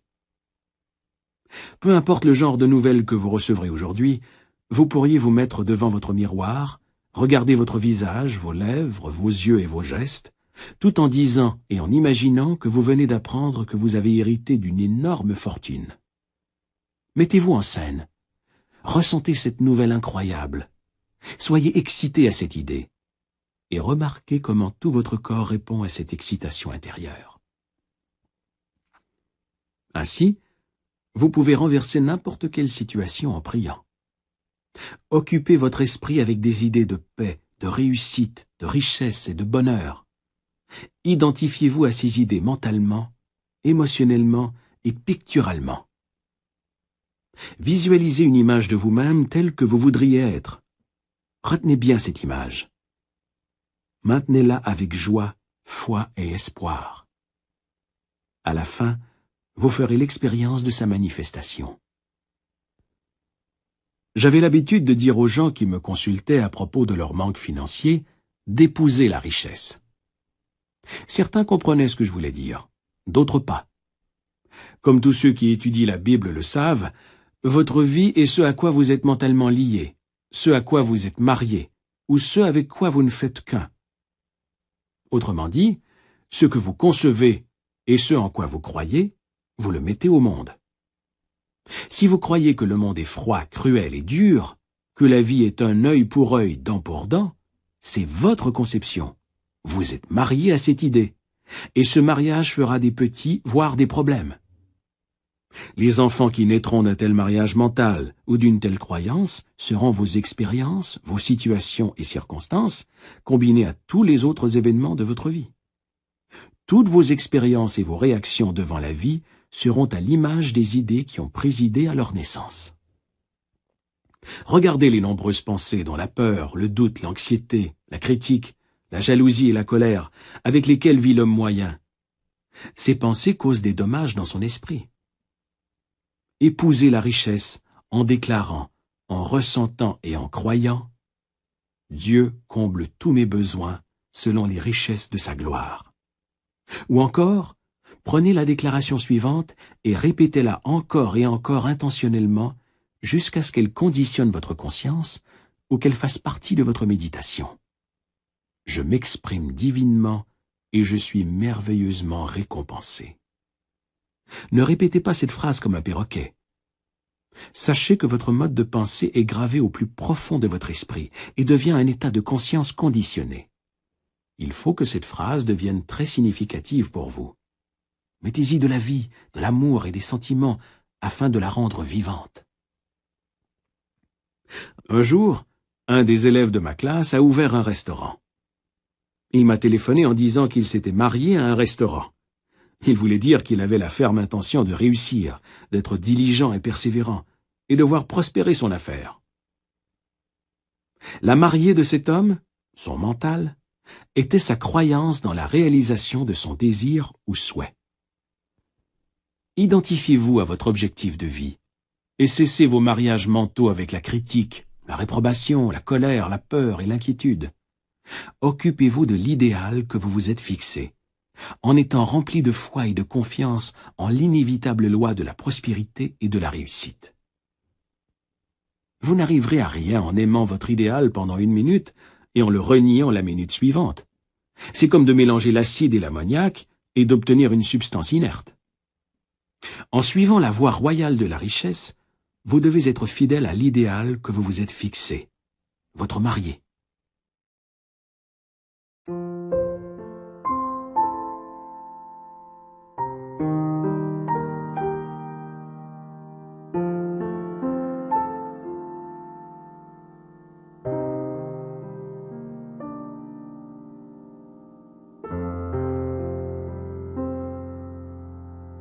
On trouve dans la Bible des passages qui illustrent ces vérités. Par exemple, Ève a été créée à partir de la côte d'Adam. Votre côte est votre conception, votre désir, votre idée, votre plan, votre but ou objectif dans la vie. Ève représente l'émotion, le sentiment naturel ou le ton intérieur. Autrement dit, vous devez materner l'idée. L'idée doit être maternée, chérie et ressentie comme vraie pour que votre objectif se réalise dans votre vie. L'idée est le père, l'émotion est la mère. C'est le banquet de mariage qui se déroule toujours dans votre tête. Le philosophe russe Ouspensky parlait du troisième élément qui pénétrait ou était formé suivant l'union de votre désir et de votre sentiment. Il appelait cela l'élément neutre. On pourrait l'appeler paix, car Dieu est paix. La Bible dit « Et le gouvernement reposera sur ses épaules ». En d'autres termes, laissez-vous guider par la sagesse divine. Laissez la sagesse subjective qui est en vous mener et guider et gouverner toutes vos entreprises. Adressez votre requête à la présence bienfaitrice, sachant en votre cœur et en votre âme qu'elle dissipera l'anxiété, guérira la blessure et redonnera à votre âme sa sérénité et sa tranquillité.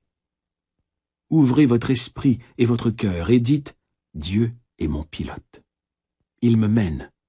Il me fait prospérer. Il est mon conseiller. » Dites cette prière matin et soir.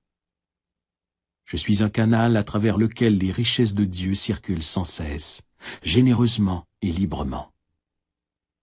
Écrivez cette prière dans votre cœur. Inscrivez-la dans votre esprit. Restez dans le rayonnement de la gloire de Dieu. La personne qui ignore le fonctionnement intérieur de son esprit croule sous les fardeaux, l'anxiété et les soucis. Elle n'a pas appris à confier son fardeau à la présence bienfaitrice pour ainsi s'en libérer. Un jour, un disciple a demandé à un moine zen « Qu'est-ce que la vérité ?» Le moine a répondu symboliquement en enlevant le sac de son dos et en le déposant par terre. Puis le disciple lui a demandé « Maître, comment cela fonctionne-t-il » Le moine zen, toujours silencieux, a remis le sac sur son dos et a poursuivi son chemin en chantant intérieurement. Le sac est votre fardeau ou votre problème. Vous le confiez à la sagesse subjective qui sait tout et qui a le savoir-faire pour accomplir votre vœu. Elle n'a que la réponse. Remettre le sac sur son dos signifie que même si mon problème est toujours là, je suis maintenant mentalement délivré de mon fardeau, puisque j'ai invoqué la sagesse divine. Ainsi, je chante le chant du triomphe, sachant que la réponse à ma prière va venir, et je chante pour la joie qui m'attend. C'est merveilleux. Tout homme sert d'abord le bon vin, puis le moins bon après qu'on s'est enivré. Toi, tu as gardé le bon vin jusqu'à présent. C'est vrai pour tous ceux qui accèdent pour la première fois à la connaissance des lois de l'esprit. Ils cherchent avec énormément d'esprit et d'ambition. L'homme est le nouvel outil qui balaie tout. Il est rempli de bonnes intentions, mais il oublie souvent la source du pouvoir. Il ne reste pas fidèle au principe scientifique et efficace qui est en lui, qui l'élèverait au-dessus de ses expériences négatives et le conduirait sur la voie royale de la liberté et de la paix de l'esprit. Il cède mentalement et émotionnellement à des idées et à des pensées sans rapport avec le but ou l'objectif qu'il s'était fixé. Autrement dit, il n'est pas fidèle à son idéal ou à son épouse. Sachez que le moi subjectif ou profond en vous acceptera votre requête, et qu'étant le grand ordonnateur, il fera en sorte de l'accomplir à sa manière. Il vous suffit de présenter votre requête en toute bonne foi et confiance, de la même manière que vous déposeriez une graine dans le sol ou que vous posteriez une lettre à un ami, sûr de recevoir une réponse en retour.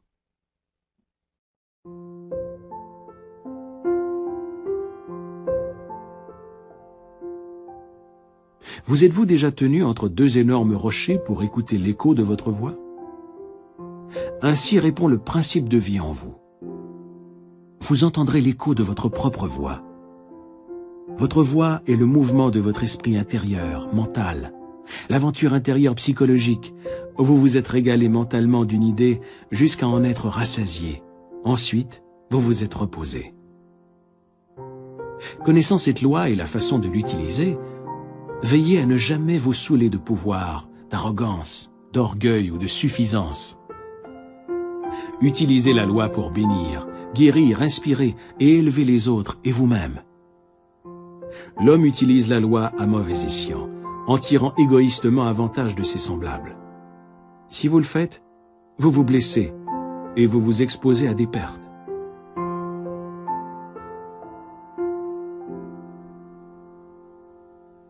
Le pouvoir, la sécurité et la richesse ne s'obtiennent pas à l'extérieur. Ils proviennent du trésor d'éternité qui est en vous. Nous devrions comprendre que le bon vin est toujours là, car Dieu est l'Éternel maintenant. Sans vous soucier de la situation actuelle, vous pouvez prouver que votre bien est toujours présent en vous détachant mentalement du problème, en le regardant de haut et en voyant aux affaires de votre Père. Regarder de haut, c'est visualiser votre bien, travailler à une nouvelle conception de vous-même, l'épouser et soutenir ce sentiment de bonheur en restant fidèle, rempli de foi en chacun de vos pas, en sachant que le vin de l'allégresse, la prière exaucée est pour bientôt. Voici venu le jour du salut.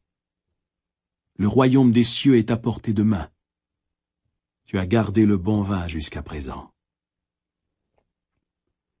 Vous pouvez, dès ce moment, voyager psychologiquement dans votre esprit et entrer mentalement à travers l'imagination divine, dans n'importe quel état que vous désirez. La richesse, la santé ou l'invention que vous voulez faire connaître, tout cela est invisible au début. Tout vient de l'invisible. Vous devez subjectivement posséder la richesse avant de pouvoir être riche objectivement. Le sentiment de richesse produit la richesse, car la richesse est un état de conscience. Un état de conscience est ce que vous pensez, ressentez, croyez et acceptez mentalement. En Californie, une enseignante qui gagnait un modeste salaire a un jour vu dans une vitrine un magnifique manteau d'hermine qui coûtait une fortune. Elle a dit « Cela me prendrait des années pour économiser cette somme. Je ne pourrais jamais me le permettre. Oh, que j'aimerais l'avoir !» Elle avait l'habitude de venir à mes conférences le dimanche matin. En cessant d'épouser ses idées négatives, elle a appris qu'il pourrait avoir un manteau, une voiture ou tout ce qu'elle désirait, sans causer de tort à personne. Je lui ai dit de s'imaginer portant ce manteau, de sentir la douceur de sa fourrure sur sa peau. Elle a commencé à utiliser le pouvoir de son imagination le soir avant de s'endormir. Elle mettait son manteau imaginaire, le caressait comme une enfant caresse sa poupée. Elle a continué à le faire et a fini par sentir l'excitation. Elle se couchait tous les soirs vêtue de son manteau imaginaire, heureuse de le posséder. 3 mois ont passé sans que rien ne se produise. Elle était sur le point de laisser tomber quand elle s'est rappelée que c'est la persévérance qui compte. Celui qui persévère jusqu'à la fin sera sauvé. Autrement dit, celui qui ne renonce pas, mais qui reste dans le parfum de sa présence, trouvera la solution. La réponse vient à celui qui marche dans la conviction du « c'est fait ». Vous êtes toujours le parfum de sa présence lorsque vous demeurez dans l'esprit du bonheur, de la joie, de l'attente, sachant que votre bien finira par arriver. Vous l'avez vu dans l'invisible, et vous savez que vous le verrez dans le visible. La suite de la scène que cette enseignante se repassait en esprit est intéressante. Un dimanche matin, après une de mes conférences, un homme lui a accidentellement marché sur les orteils, lui a présenté ses excuses, lui a demandé où elle vivait et lui a offert de la déposer chez elle. Elle a accepté avec plaisir. Peu de temps après, il a demandé en mariage, lui a offert un magnifique diamant et lui a dit « J'ai vu le plus beau manteau de fourrure, il tirait à ravir. » C'était le manteau qu'elle avait admiré 3 mois auparavant. Le vendeur leur a dit qu'au moins 100 femmes riches avaient regardé ce manteau avec convoitise, mais que pour une raison ou une autre, elle en avait choisi un autre. Partant de votre capacité à faire des choix, imaginez la réalité de ce que vous avez choisi. Avec la foi et la persévérance, vous pouvez atteindre votre objectif dans la vie. Toutes les richesses du ciel sont en vous ici et maintenant, dans l'attente d'être libérées. Paix, joie, amour, guidance, inspiration, bonne volonté et abondance, tout cela existe maintenant. Pour exprimer les richesses de Dieu, il vous suffit d'oublier votre situation actuelle, vos limitations, d'entrer dans votre vision ou image mentale, et de permettre à ce sentiment joyeux et heureux de ne faire qu'un avec votre idéal. Ayant vu et senti votre bien dans des moments de grande exaltation, vous savez que d'ici peu, vous verrez votre idéal objectivement en traversant le temps et l'espace. Dedans comme dehors, au-dessus comme en dessous, au ciel comme sur terre. Autrement dit, vous verrez vos croyances se réaliser. Vous êtes la croyance exprimée.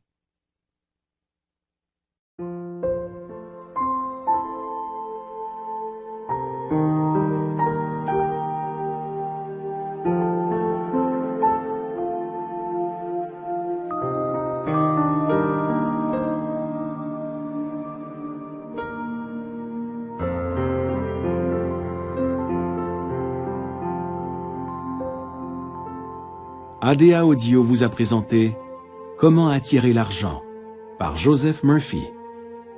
À la narration, Tristan Harvey. Traduction, Laurette Terrien. Révision, Nicolas Pinard. Réalisation, musique et enregistrement, Louis Lachance, assisté de Nicolas Pinard.